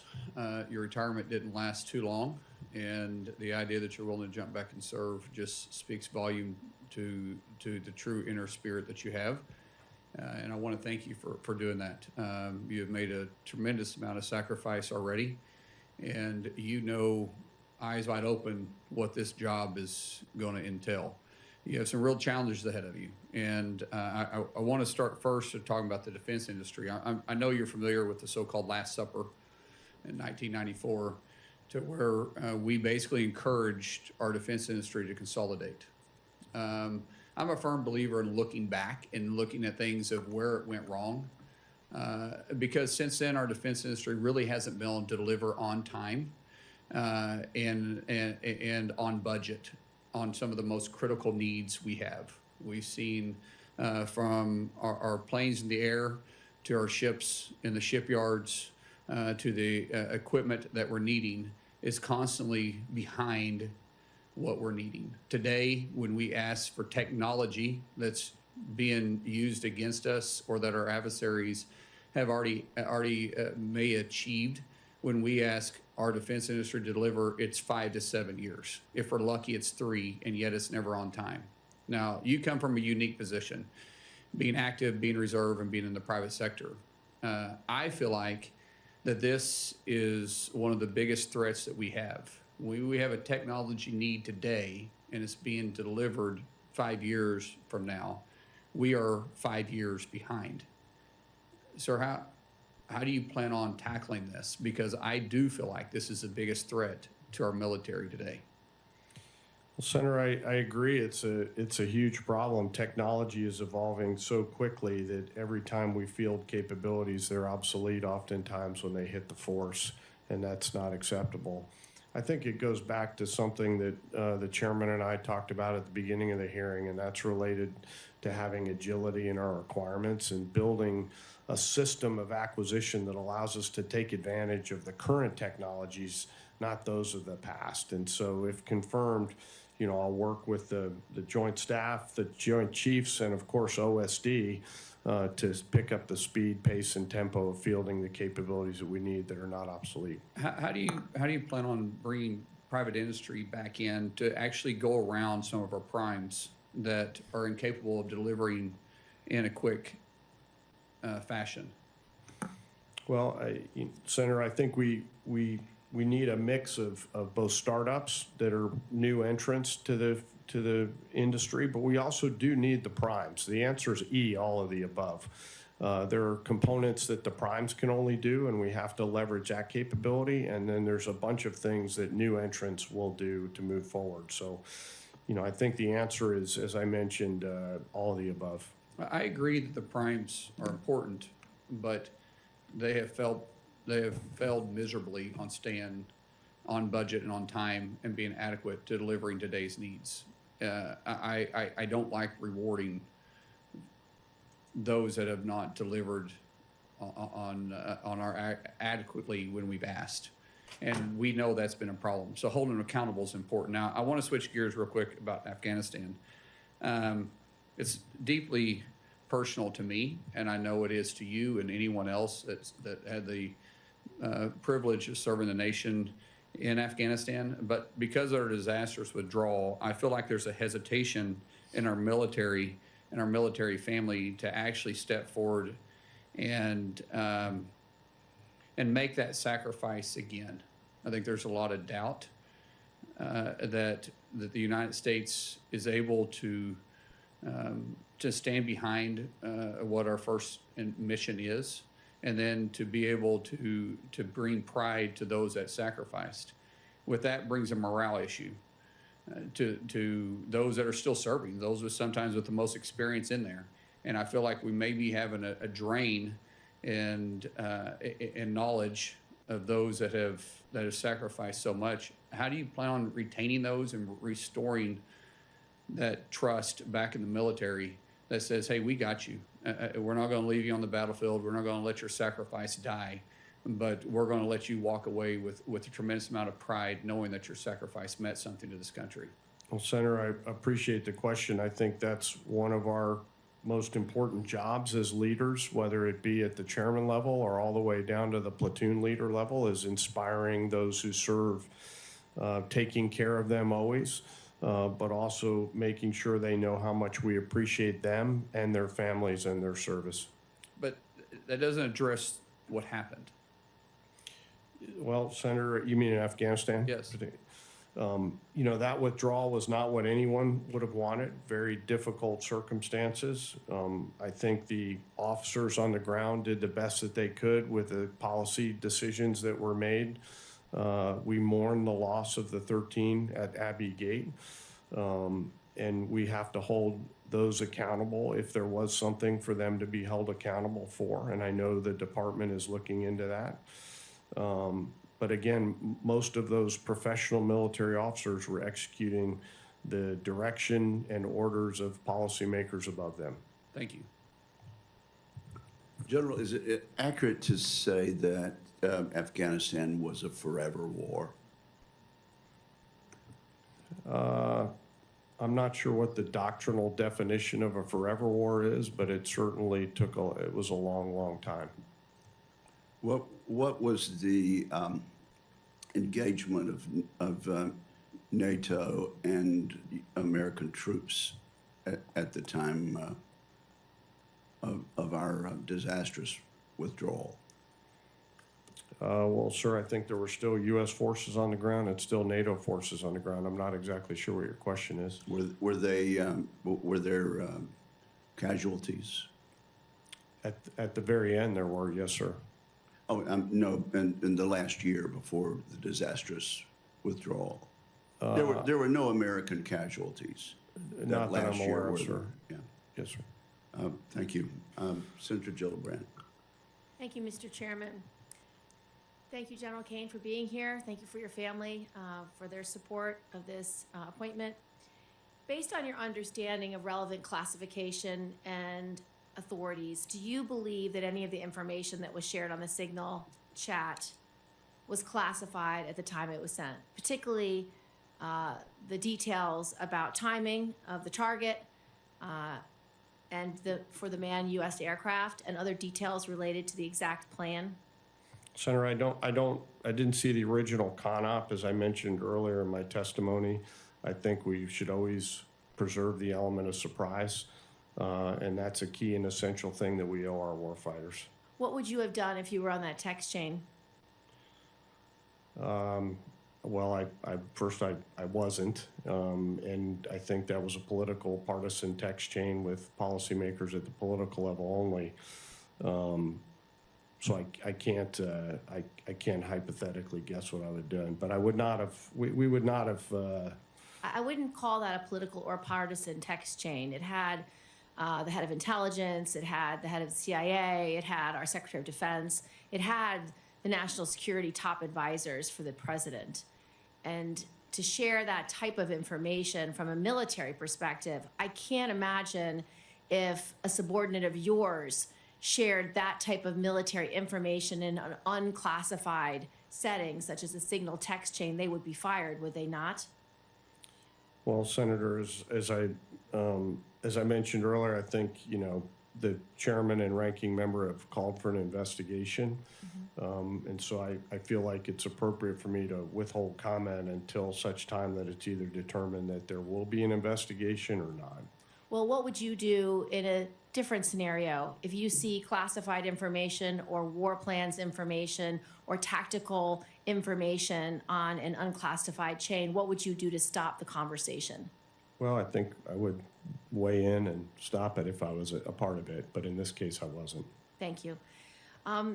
The worldwide proliferation of unmanned aerial systems is an undeniable national security threat, creating challenges in both funding and capability. How do you believe the department and joint force should approach these two challenges of funding and capability? Well, Senator, it's definitely a big challenge in front of us. The mass and simultaneity of especially small UASs is one that is concerning to me, both from a technical standpoint, but also from a policy standpoint. You know, as I'm sure you're aware, we have somewhat limited capabilities in some cases inside the domestic U.S. to stop some of these UASs. I think we have to continue to fund the research and development to counter them. Well, let's make it more direct to you. When you have drones hovering over Langley for a 2-week period, appearing and disappearing without our technology being able to track or trace it, without having the authorities to follow the UAS to its point of departure and its point of return, that creates a serious national security risk if those UAS are indeed being operated by Russia, China, or Iran. So what will you do to protect the military bases and the military secrets that are under your purview? Senator, if confirmed, I'll continue to put the appropriate amount of pressure and interest on that to work in conjunction with the commander of NORAD Northcom, General Guillot, who's doing a fantastic job on this issue and others, to continue to work with the private sector to find the capabilities that we must have that we currently don't have to prevent this from happening again. Which capabilities don't you have? Do you lack the authorities, or do you lack the technological capability? Senator, I think it's a little bit of a mix of both. There are some authorities issues related to airspace directly over U.S. military bases and then transitioning outside of the geographical boundaries of that military base, and who has cognizant authority over those small UASs at that point. And then I think there's some technological challenges in the states around stopping them and actually downing them. There's always collateral damage concerns and those types of things. Will you seek the authority to be able to take down UASs above military bases? If confirmed, I'll speak with the commander of NORAD Northcom and the relevant state and local authorities to make sure that we're illuminating those discussion points. Senator Cotton and I have legislation to do exactly that, and I would request that you review that legislation. Thank you, Mr. Chairman. Do you have co-sponsors, Senator? I don't know yet, but I can ask. Thank you very much. Senator Tuberville. Thank you, Mr. Chairman. Thank you, General, for being here, your service, and congratulations on your nomination. You're nominated to be the senior military advisor to the President of the United States. What a chore. I remember a time when generals and retired senior officers would avoid political discussions. It was extremely uncommon for a former senior officer to even endorse a candidate for political office. Lately, that approach seems to be an exception, not the rule. You know, some of your predecessors even appeared to support political positions while in uniform. Your predecessor was deeply involved in politics, which should not be part of this approach. General Caine, in your own words, how would you describe to this committee the importance of your responsibility and commitment to provide the best military advice, even when that advice might differ from what the President of the United States believes? Well, Senator, thank you for that question. It ultimately is the whole job, is to be the principal military advisor to the President, and pursuant to that job, provide the President with best military advice, even when the President may have different feelings about it. And that is exactly what the nation pays me to do. So if confirmed, that is exactly what I'll do. General, when you take this job, what's your number one concern? Senator, right now, the number one concern is the passage of time and ensuring that the joint force is ready, properly armed with the right capabilities out at the tactical edge, properly globally integrated with the services themselves, with the other elements of the interagency, with our allies and partners, and with the private sector, and ready to go tonight. And that means their families are ready, they're properly trained and equipped. So we have much to do, Senator. We all know that the machines that we build, the guns and the bullets that we have, everything at the disposal of the warfighter, but it's usually and is the people involved. Our recruiting has much improved in the last couple of months. What do you see your role as an advisor to the president in recruiting for all of our military? Well, Senator, we don't have much of a military without the incredible 2.8 million members of the Joint Force that selflessly join the service to do something more important than themselves. And, you know, to answer your question, if confirmed, I think it's an opportunity for me to be another voice of encouragement for those young men and women who have the capability and meet the standards to come into the service and do something that they will forever hold so high in their past history. The chance to serve this nation is a special privilege for those of us that have come into the cloth of our nation and served, and I hope that I'll be able to encourage others to do so. Being the chairman of the Subcommittee on Personnel of the Armed Services, we had a hearing last week with our West Point or academies, Naval Academy and Air Force Academy. I would hope in the future, and I know your job is to inform our president and keep him advised of everything, but I think that your job too would be able to work with our academies in terms of our leadership, help build that leadership to a higher standard, to keep it to a higher standard, to build and let our young men and women know that that's where it all starts. If we don't have leadership, we don't have anything. And I think that's a good point, you know, that to pass on to the president. Obviously, your information you give to the president is going to be number one, but also help build our military is going to be a huge part of you. I think a part of your job. What do you think? I agree, Senator. Thank you, Mr. Chairman. Hear, hear. Senator Duckworth. Thank you, Mr. Chairman. I want to begin by expressing my deep gratitude for the outstanding service of General Brown and so many other dedicated military leaders who were unjustly dismissed as part of a politically motivated purge of senior Department of Defense officials. General Caine, I really enjoyed our conversations we've had recently over the last couple of weeks. If you are confirmed as chairman of the Joint Chiefs, you will serve as the president's principal military advisor and be expected to bring your military judgment to bear to advise against illegal, immoral, and advisable courses of action, regardless of partisan pressure. However, we are in a moment where that very principle is under strain, such as with the dismissal of Judge Advocates General responsible for providing critical legal expertise because their counsel did not align with the political preferences of Secretary Hegseth. This pattern has had a chilling effect on the open, honest discourse essential to national security decision-making at the highest level. Now, the lives of our service members and future of our national security depend on expert, qualified leaders who understand that their decisions have real life or death consequences. How will you insulate and empower general officers across the force to remain professional and, importantly, nonpartisan and provide unbiased advice to civilian policymakers without fear of coercion, undue partisanship, or retaliation? Well, Senator, I thank you. I also enjoyed our time together. This is the whole job. This is why you and I both took our oath of office. It's what is contained in our commission and aligned with the Constitution. And so that is what the nation expects out of our professional officer corps, and I'm sure what we'll continue to do moving forward in history. And will you do your best to ensure that the General Officer Corps, those who give that advice, remain unbiased and nonpartisan? Always. Well, maybe biased on the side of the service members and national security. Yes, ma'am. But, yes. Thank you.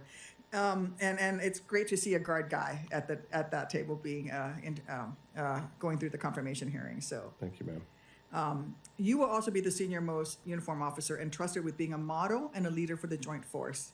Recently, we've witnessed troubling signs of blurred lines between private power and public trust, a striking lack of regard for protecting vital national security secrets, and the absence of accountability for top leadership. From Elon Musk receiving invitations for briefings on China, to a pattern of mishandling classified information, to Secretary Hegseth bringing family members into sensitive meetings with allies and partners. And very concerningly, we have also seen a concerted effort to skirt transparency to the American people on the use of force, with decision-making being done over disappearing signal chat. It seems like this administration is more interested in keeping secrets from the American people than protecting national security secrets for the American people.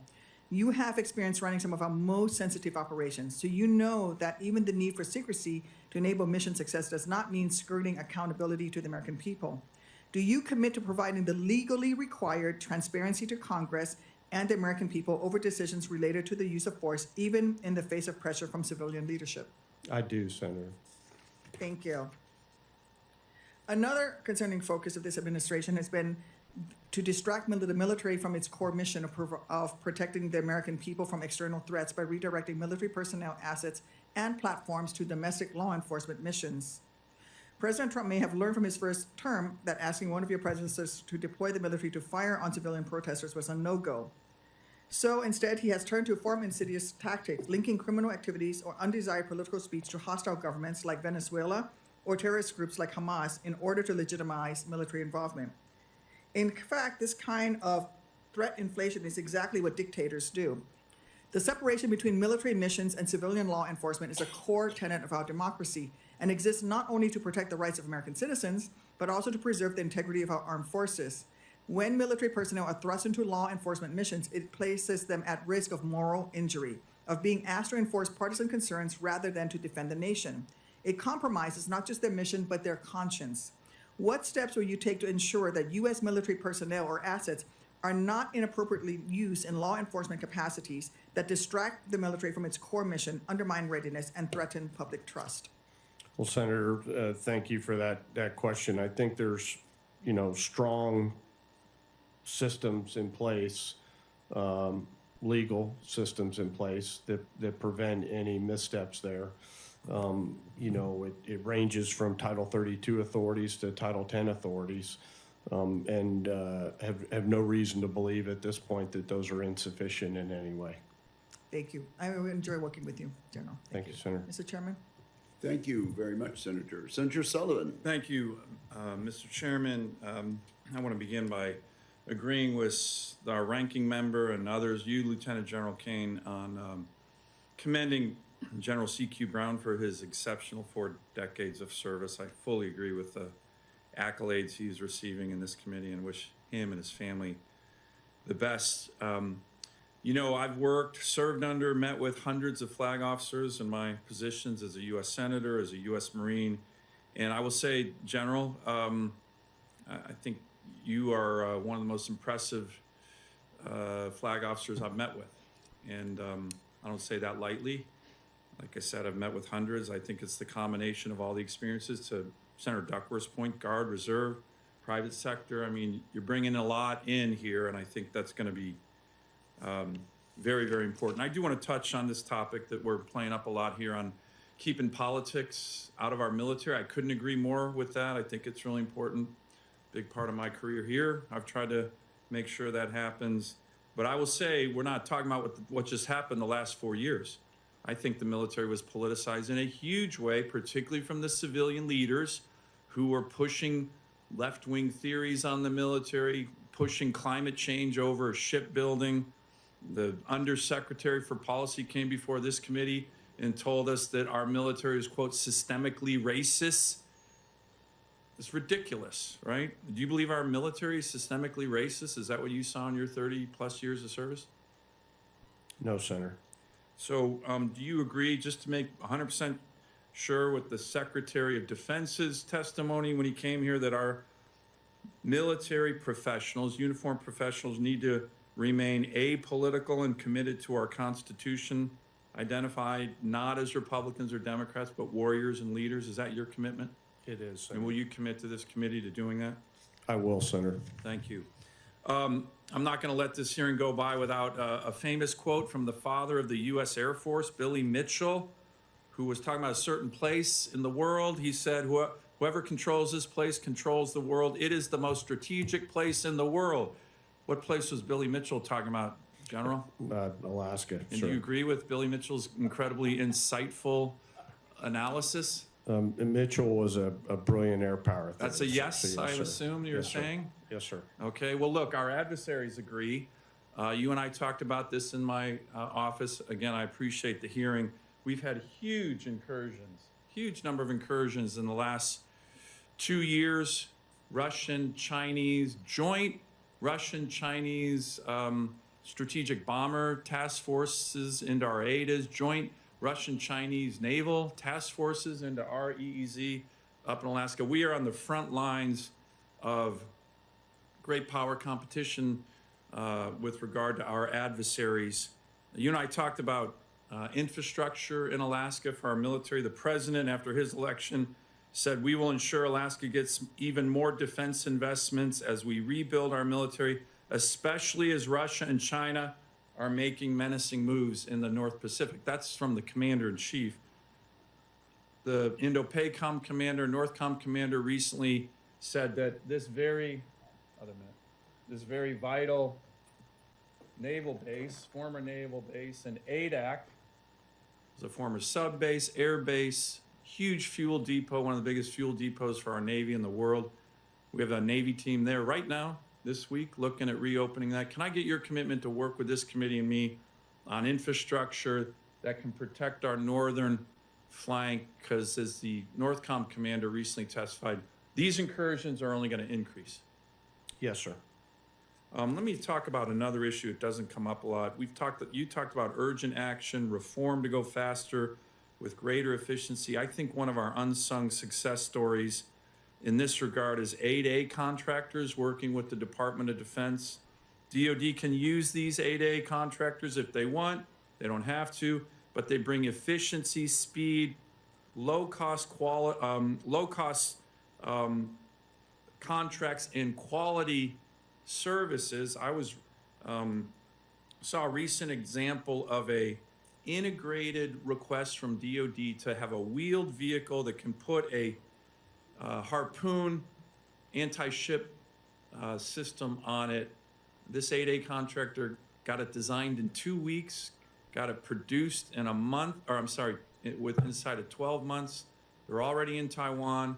They're going to produce 20 more in 18 months. The OEMs, big primes, if they tried to do that, would have taken them 10 years. Can you commit to me to continue to work with these small businesses that I think deliver readiness, efficiency, and modernization? I will, Senator. Thank you. Thank you, Mr. Chairman. Thank you, Senator Sullivan. Without objection, that chart will be Thank you, Mr. Chairman. copied into the record. Senator Rosen. Well, thank you, Chairman Wicker, Ranking Member Reed, for holding this hearing. My thanks to you, General Caine, for meeting with me. We had a great conversation about Nevada and for your willingness to serve. But I'm going to keep on the subject of Nevada assets and documenting exposure at classified locations. And so from your time as the Director of Special Access Programs and from your own experience serving at a data mass location, a duty station whose location and existence is classified, you're familiar with the delicate balance between protecting sensitive information and ensuring that service members' records actually reflect their service-connected injuries at those sensitive or data mass locations.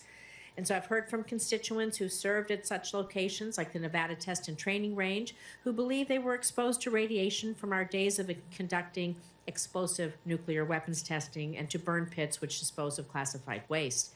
However, DoD does not classify the range as a place where exposure occurred, despite the Department of Energy providing a presumption of exposure for their personnel who serve there at these exact same locations within the range. And because their service records are data masked, as you know, these veterans can't even prove to the VA that they were ever actually stationed there. And so, in fact, Nevada, there are 6 DOE-covered facilities, most of which are within the Nevada Test and Training Range, where DOE employees presumed to have been exposed to radiation. But our service members For our service members, the VA only recognizes the Nevada test site, as a presumed exposure location. So one such facility that is covered for DOE but not for DOD is the Tonopah Test Range, which is both a DOE and Air Force installation. Portions of the range are still fenced off and contaminated. A 1975 environmental assessment acknowledged the contamination and the harm it would cause. But the airmen, they were never told. They do not have a presumption of exposure. As their DOE counterparts, they served alongside with due, and further adding insult to this, they can't even show that they were there. All of this have prevented them from being able to receive their well-deserved veterans benefits. And I know we talked about this. We need to make this right. And I'm committed to fixing this problem in this year's NDAA. I hope that I can count on your support to making it happen. So will you commit to working with me, of course, and the committee to find a solution that provides DOD the presumption of exposure at such data mass locations and provides those who served and are serving at these locations a way to sufficiently document, sufficient documentation so they can submit their health-related issues without ever compromising the security of their service details? Senator, thank you for raising this in our office call, and thank you for your leadership on this matter. I do think we owe our service members a way forward through these important jobs that they have that they can never talk about. Yeah. And so I do commit to staying close with you on this matter and trying to sort out a way that we can help them transition, take the credit and the risk that they've bought in the service of their nation with them into the next chapter of their lives. Thank you. I appreciate it. And I know the men and women who serve there will be very pleased if we're able to do this. It really means a lot to them. I just have about a minute left, so I want to just ask about the force of the future, because over the course of your service, you've gone through the rigors of actually training in Nevada skies while stationed at Nellis Air Force Base. Thank you. You know personally our military readiness depends on meeting immediate warfighting needs while preparing for potential conflict our country might face. It requires evolving and changing how we train to fight, which is one of the reasons I fought so hard to make sure Nevada's military training ranges are modernized, keeping pace with emerging threats.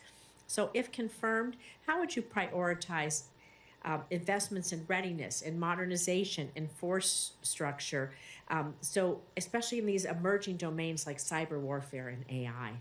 Well, Senator, we've got to train to the realistic threat in order to ensure that we're prepared if we ever do go into conflict. Part of that is making sure that our training ranges, either live, virtual, or constructive, accurately replicate the threat so that our warfighters can train to the realistic threat. And I think we still have some work to do, both in our physical ranges and in our virtual ranges. And if confirmed, that'll be an area along the readiness line of effort that I spend some time on. Thank you. I look forward to working with you on that. Thank you, Mr. Chair. Thank you, sir. Thank you, Senator Rosen. Senator Budd. Thank you, Chairman. General, it's good to see you again. Thanks for your willingness to serve. Enjoyed our meeting in my office last week. It was a great discussion. Let's talk for a minute about China. Their strategy for expanding their power, it's operated a lot in using gray zone tactics or military and civil action somewhere between the boundaries of peace and war. And it's difficult to confront with conventional military force. Admiral Paphos, he stated that special operations forces are crucial for competing in the gray zone, and that SOF is underinvested in the Pacific Command. Can you talk about your views on the role of SOF at all stages of conflict and what investments should be made to grow these capabilities? Well, Senator, thanks for that question. As somebody who's proudly been a part of the Special Operations Forces, I appreciate greatly the exponential return that those forces can provide to the nation. And when I think about creating multiple dilemmas for Xi Jinping, many of those dilemmas are created through America's Special Operations Forces, where we build great partnerships, we help train our allies and partners. When required, we're able to execute sensitive missions that help us to illuminate the threat in a more thoughtful way. And so I would agree with Admiral Paparo's views on soft forces in the Pacific, but would defer to General Fenton, who probably has strong views on that. And if confirmed, I'll consult with him on these matters. Thank you. I appreciate your commentary that they deliver an exponential return. I believe indeed they do. In your advanced policy questions, you underscore the importance of synchronization between the DoD and the intelligence community. How do you propose we do that? Well, Senator, it really starts with trusting and deep relationships. You know, I'm fortunate in my last job to have learned the value of making sure that the best of the Title 10 community is linked up with the best of the Title 50 community to get to almost Title 60-like outcomes. I realize that there is no Title 60, but I put that in quotation marks. You know, and if confirmed, I'll continue with that pathway forward. We have an incredible Associate Director for Military Affairs at the CIA now, Lieutenant General Mike Downs, who carries on and is probably doing a much better job than I ever did over there. And so if confirmed, we'll continue to build on those relationships. And I think it extends beyond just the DoD and CIA relationship. It extends into the relationship that we have with the State Department. It extends into the relationship that we have with the other elements of the interagency as well. Thank you. Also, in your advanced policy questions, you mentioned that the service chiefs and combatant commanders, they use their unfunded priorities list as essential tools in communicating to us here in Congress the ideas or in the areas where additional resources could significantly enhance military readiness and capabilities. You also state that unfunded priority lists, they're not the only tool to build a strategy-informed defense budget. So where do you think the DoD is currently leveraging to align the defense budget and the defense strategy, and where's there room for improvement on that? Well, sure, you know, I'm not yet back in the service, so I need to read the current version of the National Defense Strategy if I'm Best guess outside looking in, sir.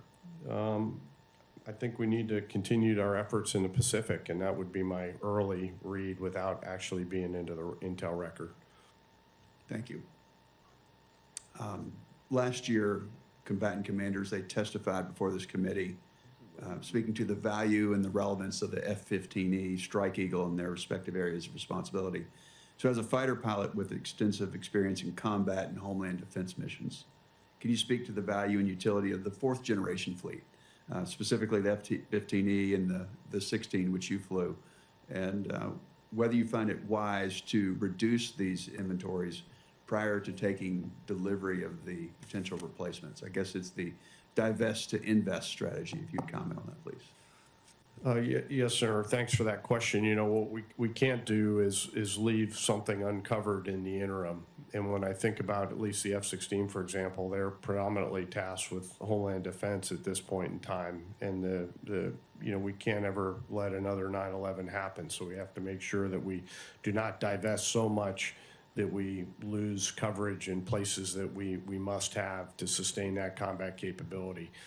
We obviously need a probably fourth and fifth gen and sixth gen mix for a while until we get to the point where we're all where we need to be on sixth gen. Thank you. Thank you, sir.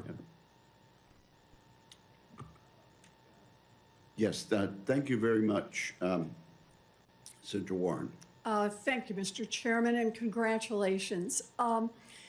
So, if confirmed, you would serve as the principal military advisor to the President and swear an oath to defend the Constitution of the United States. President Trump once described your predecessor, General C.Q. Brown, as, quote, an outstanding leader. And it's true. C.Q. Brown served for 40 years in 7 assignments across 4 combatant commands. The President's removal of the only black officer and removal of the only female officer from the Joint Chiefs of Staff has sent a chilling message about who is and who is not welcome in our military. This worries me deeply about the future of our military and the defense of our nation. I am also concerned that President Trump wants to turn the chairman of the Joint Chiefs into just another political position. Last year, President Trump claimed that you once said you would kill for him. and then you slapped a MAGA hat on. I know that others have disputed that story, but it raises questions about whether you were selected because Donald Trump thinks that you would be loyal to him rather than to the Constitution of the United States. Secretary Hegseth has now removed the top legal advisors for military services and recommended replacements at a lower rank. So, Lieutenant General Caine, if confirmed, your job will be to present your best military advice. Do you agree that in order to be able to comply with the law and make sure that your advice complies with the law, that military commanders need legal advisors with both enough expertise and a high enough rank that they will be listened to during this process? I do, Senator. I know I've always had great legal advice regardless of what rank they were, but I do agree. So you think that you need people who have good advice, but do you think it helps in making sure that others, I'm glad that you listen to good advice no matter where it comes from, but that others are more willing to listen if the people offering legal advice have high enough rank to carry some weight in the room when those decisions are taking place? I do, Senator, although as I mentioned, I've sincerely had great legal advice from 05s to 07s, and I think it's the human, the officer, and their professionalism and intellect versus what rank they have. I do appreciate the efforts to ask the question about what rank they should be, but would defer to the Secretary on what rank he would want them to be. I have to say that gives me some real concern, because the whole point of elevating the rank was the concern that not enough people were listening to good legal advice. And while I appreciate that you say you listen, we need people to listen who are making decisions up and down the line. I understand, Lieutenant General Caine, that the circumstances of your nomination are beyond your control, but they also place a significant burden on you to show leadership, to restore public confidence in the military, and to show that you work for the American people. I've long been concerned by senior Pentagon leaders who trade on their time in public service to cash out afterwards to work for defense contractors. And that is why during his confirmation hearing, General Brown agreed that he would not become a lobbyist or join the board of a defense contractor after he resigned. Lieutenant General Caine, are you willing to demonstrate that you're taking this job to serve the American people and commit that after you leave this job, you will not work for any major defense contractors or companies that are affected by your official actions? Senator, for myself, I've got no intent to do so. Okay, so you can commit to that. Yes, Senator, it's not my intent. President Trump's removal of highly qualified and talented military leaders is a permanent stain on this nation's history, as well as a blow to our ability to recruit the force that we need to compete with China.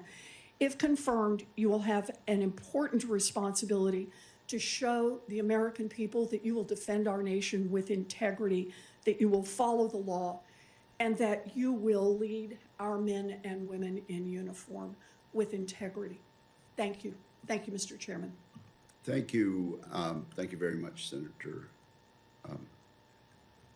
We'll now move to Senator Schmidt. Thank you, Mr. Chairman. It's good to see you again, General. Congratulations. I think you've, well, let me first start by saying, I think the people who talk the most about making sure you give advice to President Trump have no experience with President Trump. And interpersonally, I should say. And he does seek out advice among a lot of people. And I think that your background and your experience will be invaluable to him as he asks tough questions and you give honest advice as you've committed here today. Anyway, I think the dynamic's going to be great. I think your background and experience really prepare you very well for this important role.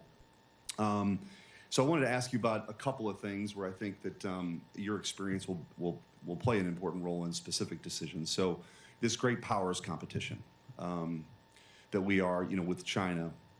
I was really happy to see President Trump and Secretary Hegseth move quickly on NGAD and not just deciding that we were going to move forward with next generation air dominance, but actually selecting the F-47 so we can move forward on this. I think that was a bold stroke of leadership and decisiveness that we need right now. That aircraft will see further, go faster, carry bigger payloads, which matter a lot in the Indo-Pacific. And with your experience, I know that you can appreciate that. But one of the big challenges we have, has been mentioned by a few already, is just the inability for us to go from point A to point B. When we recognize a problem, how do we solve the problem? We're just, everyone recognizes it's an issue. And I guess, but we haven't made a whole lot of progress up until this point. I believe there is a commitment to do something about it. You and I talked about this at our office. In your view, what would we do differently if we were at war right now? Like if we actually, live rounds, right? We're at war. What would we do differently than we're doing right now on the procurement side and the execution side? Well, Senator, thanks for the question. The chairman's bill builds on a book that was written about the defense industrial base back in the mid-30s. And I think if we were in a gunfight at this point in time, we'd be doing a lot more with a greater sense of urgency than we probably have right now. And if I'm confirmed, I'll carry that sense of urgency that I think we share into the department and into the joint force to make sure that we do not end up in a case where our young warfighters do not have the kit that they need prior to them needing it. Yeah, that overwhelming force that we need to have, that advantage that we have is just critical. And the concern that I have is that we talk a lot about it, but we have to move forward on this. We have to move forward. So again, before I run out of time, again, your experience, varied experience in the military and now outside, I think give you a glimpse of one of the challenges that we face too. So Missouri, this is sort of a Missouri asset here, is the home to Whiteman Air Force Base, which is more broadly known as the home of the B-2 stealth bomber and soon to be the B-21. But the 442nd Fighter Wing is also there. And the 442nd Fighter Wing, like many of these units, punch above its weight class, has flown the A-10 in combat missions for decades. The A-10 is going away. And I think there's a frustration that there hasn't been a follow-on mission named here. And we talked about this in my office, and there's opportunities, whether it's in the short term, the F-15E and eventually the F-15EX. The real danger is that because we've delayed these decisions, these experienced maintainers and pilots, they go somewhere else, right? They just don't have the certainty of knowing that there's going to be a follow-on mission. Will you work with my office and the folks that are responsible for these decisions? We just have to start making these decisions more decisively and timely. And I think that Whiteman stands right in the front of that line. Sure, I will, but I want to make sure I bring the Air Force leadership into Absolutely. that conversation as well. I've got very little throw weight on those decisions. No, I know, but you're going to be in an important spot, and I Yes, think sir. recognizing strategically that this is important, and we've had conversations with the Air Force about this Yes, sir. as well. I guess with the last remaining seconds I have, I'll just sort of your view of this great powers competition with China. What are some things that we need to get better at? What are some things that we need to do to prepare for the end as we shift and pivot to Asia, as so many people talked about in the Indo-Pacific? Sure, that's with deep respect for the question. That's a pretty big question. What's the most important thing? The one thing. Probably taking advantage of the time that we have, as I mentioned earlier in my testimony, making sure that we're moving with the speed, precision, sense of urgency to get the kit that we need. The challenges range from contested logistics to long-range fires to command and control, so it's a much deeper conversation, Senator. Well, thank you. Look forward to working with you. Congratulations. Yep. Will you supplement that on the record then, General? Because it was very intricate question that was sprung on you with 10 seconds to go. Yes, sir. And you want me to do that now, I assume? No, Chairman? no, just take it for the Yes, sir. record. Got it. Thank you very Getting much. some signals from behind you. So. Right. And Senator Kelly. Thank you, Mr. Chairman, and I'm going to follow up on Senator Schmidt's question in my second part, if I have time, because I think that is the big question of the day is how do we handle the challenges we'll face in the Western Pacific. General Caine, first of all, congratulations on your nomination. It's a very important role. First, I want to talk a little bit about General Milley. So as a career military officer, lifelong public servant who served in this role as chairman under President Trump and President Biden, he's now facing an investigation by this administration and possible demotion. This is allegedly because he, in coordination with the then Secretary of Defense, Mark Esper, made phone calls to Chinese military officials to reassure them that the United States was not going to launch an attack, preventing unnecessary conflict. General Milley did this out of a deep respect and commitment to the Constitution of the United States, in my view. I asked about this in my office when we met privately, but I want to ask in this public setting, if you are confirmed and sworn into this position, to whom or what do you swear an oath to? Senator, as I have for 34 years, it's to the Constitution. Thank you. And setting aside the specifics of this scenario, if necessary, will you choose the right thing to do, even if it's hard, over the easier, wrong option?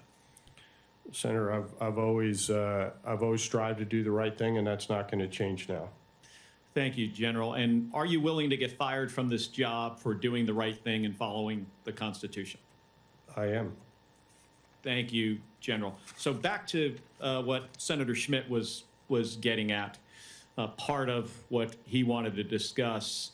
So I want to switch gears here and go back to Indo-PACOM, force projection, repositioning of forces, and resource requirements.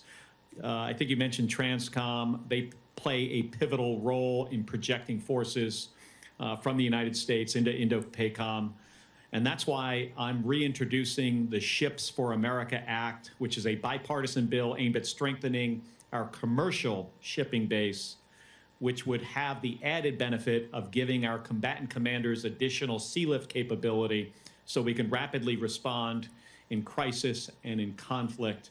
If confirmed, what will you recommend to the Secretary of Defense and the President to ensure our industrial shipbuilding base, from forging supply chains and production, are ready for competition in crisis? Well, Senator, I'm not in the job yet, and I'm not back in the service yet, but if confirmed, I'd like to take that one for study and come back to you. It's as you know, it's a logistical problem, 5,000 miles of ocean. The Chinese, if we wind up in a conflict in the Western Pacific, they've got to go just hundreds of miles to resupply their forces. So I appreciate you being willing to take a look at it. One last topic. I want to talk about efforts across the department to modernize our acquisition process. And this is a topic that I'm focused on as the co-chair of the Defense Modernization Caucus. Our system is too slow. It's too unwieldy. And it can't modernize currently at the pace of China. We currently cannot match them on how fast we can innovate.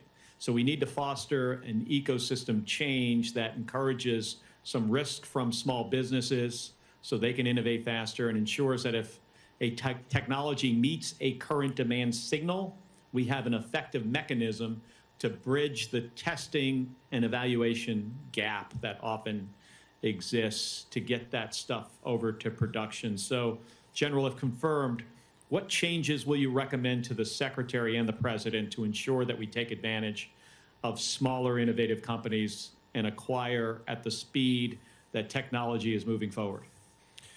Well, Senator, we've got to have everyone weighing in, small businesses, new entrants, and even the primes. The ability to bring advanced technologies from new companies, startups, into the joint force and make it easier for them to bring their products and services into the military is something that I'm passionate about, given my background and experience. If confirmed, I think that'll be an area where I spend some time on. I know I'm out of time. All right. Thank you. Thank you, General. Thank you, Mr. Chairman. Thank you very much. Senator Banks. General Caine, congratulations on your nomination, and thank you for being willing to come out of retirement and serve your country in this most significant way. I look forward to having a chairman of the Joint Chiefs whose only focus is national security. But you have a hard road ahead of you. As you and I discussed before, General Milley modeled inappropriate and political behavior to a whole generation of officers. And it's why I fully support President Trump's decision to relieve General C.Q. Brown and the unconventional decision to go beyond the usual four-star choices and pick an outsider like you for this most important role. You spent much of your military career outside of Washington, D.C., not exclusively inside of the Pentagon. And because of this, you have a much better understanding of what's important to our warfighters and to the average American. You also know that the National Guard often gets the short end of the stick in the budget fights. And having a chairman who properly appreciates the importance of the Guard is critical. So because of all of that, I can't wait to get you confirmed as soon as possible. And I want to go back and talk for a moment. As I said before, General Milley was the most political chairman of the Joint Chiefs that I believe that we've ever had. He actively undermined his commander-in-chief. General Milley admitted to calling Speaker Pelosi and disparaging President Trump's mental fitness and questioning his nuclear command authority that was completely inappropriate and unacceptable. And General Caine, I want to ask you, how will you communicate differently than that with congressional leadership? Well, Senator, I'm committed to open and transparent communication, but the first duty of the chairman is the advisor to the president. And so, you know, I would flow through that chain of command while providing always options to the president. General Milley admitted that under his watch, the Pentagon wasted nearly 6 million man-hours on DEI and woke trainings. Milley also testified to me before the House Armed Services Committee that he wanted to read more about critical race theory and understand white rage. Under your leadership, General Caine, what kind of training can we expect our service members to be focused on? Warfighting, lethality, and readiness. General Milley was also the chairman during the disastrous Afghanistan withdrawal, and as a veteran of the war in Afghanistan, this is very personal to me. Under his watch, there was no accountability at all for the deaths of American heroes at Abbey Gate, no accountability for the chaos at the Kabul airport, and no accountability for leaving Americans behind. When military failure and incompetence result in the death of U.S. troops, do you agree that the officers in charge must be held accountable? Well, Senator, I appreciate the question. You know, the Afghanistan withdrawal was not anything anybody would have wanted. It was very difficult circumstances, and the officers on the ground had very little to do with the policies that they were directed to follow, and we all mourned the 13 lost at Abbey Gate. Those officers, I'm sure, did the best in a situation that was not of their making. Certainly, accountability is an important tenet in the United States, but I hope that we consider the fact that those officers were just doing the duties that they were assigned to do. You do agree, though, accountability matters. We should always learn from our mistakes and hold those accountable who made those mistakes. General Milley told his aides that President Trump was preaching, quote, the gospel of the Fuhrer. I asked General C.Q. Brown last year before the House Armed Services Committee if that was inappropriate, and even General C.Q. Brown agreed publicly under oath before that committee that that was a very inappropriate statement by General Milley. Do you agree with General Brown that the chairman of the Joint Chiefs should never disparage the commander-in-chief, the President of the United States of America? I do, Senator. When he was chairman, General Milley testified that he, quote, does interviews regularly with print media, books, documentaries, video on TV, end quote, because, quote, it is a part of a senior official's job. Milley also said he talked to the media 2, 3, 4 times a week. Do you think that's an appropriate use of the chairman's job? Senator, I just, if confirmed, I'll spend my time focused on the essential tasks in front of me. And my last question, General Milley promised Chinese generals without the president's knowledge that he'd warn them if the United States was about to attack. Do you think it's inappropriate or appropriate for the chairman of the Joint Chiefs of Staff to warn our greatest adversary when we're about to attack or what we might do? No, sir. Thank you. I yield back. Thank you. I guess that does it. No, Senator Slotkin, you're recognized. Thank you, Chairman. I apologize for being late. I just got off a plane. We've had some weather issues and some follow-up weather issues. I apologize. Congratulations. Happy to see you here. You're almost done. I'm between you and being done, so I'm aware of that. I just wanted to make sure we all are on the same page. The Goldwater-Nichols Act of 1986 is what established in law that the chairman is the principal military advisor to the president, also to the Secretary of Defense, the National Security Council. It mandates that you provide strategic direction to the armed forces, oversee strategic planning, program recommendations, budget proposals. It gives you a very big purview. I think the President Trump even issued a memorandum on Inauguration Day that the chairman be a part of the National Security Council meetings at the highest level in the White House. So that's an extremely important role, especially now. We've talked, I've heard that other members talked about the fact that there was no Joint Chief representative in this signal chain about military operations, imminent military operations. And I want you in those rooms giving your best military advice to anyone. I was keenly aware that all the decision makers on that chain were all political appointees. There was not a single person there that was there just as a representative, as a military officer. There was no COCOM commander, there was nothing, and that I don't think missed anybody's notice. Will you, if confirmed, make a point to get into the rooms where military operations are being discussed, planned at the strategic level, and when advice to the president is being given about the confidence in those military plans, will you push to be in that room? Yes, ma'am. Good. We want you there. You know, I've asked a number of folks who have come up here very similar questions, and former people who have sat in that chair about the importance that I put in swearing an oath to the Constitution of the United States, not to any one president, not to any political leader. You will swear an oath. You've done it many times before. This is not uncommon for you and your extensive experience.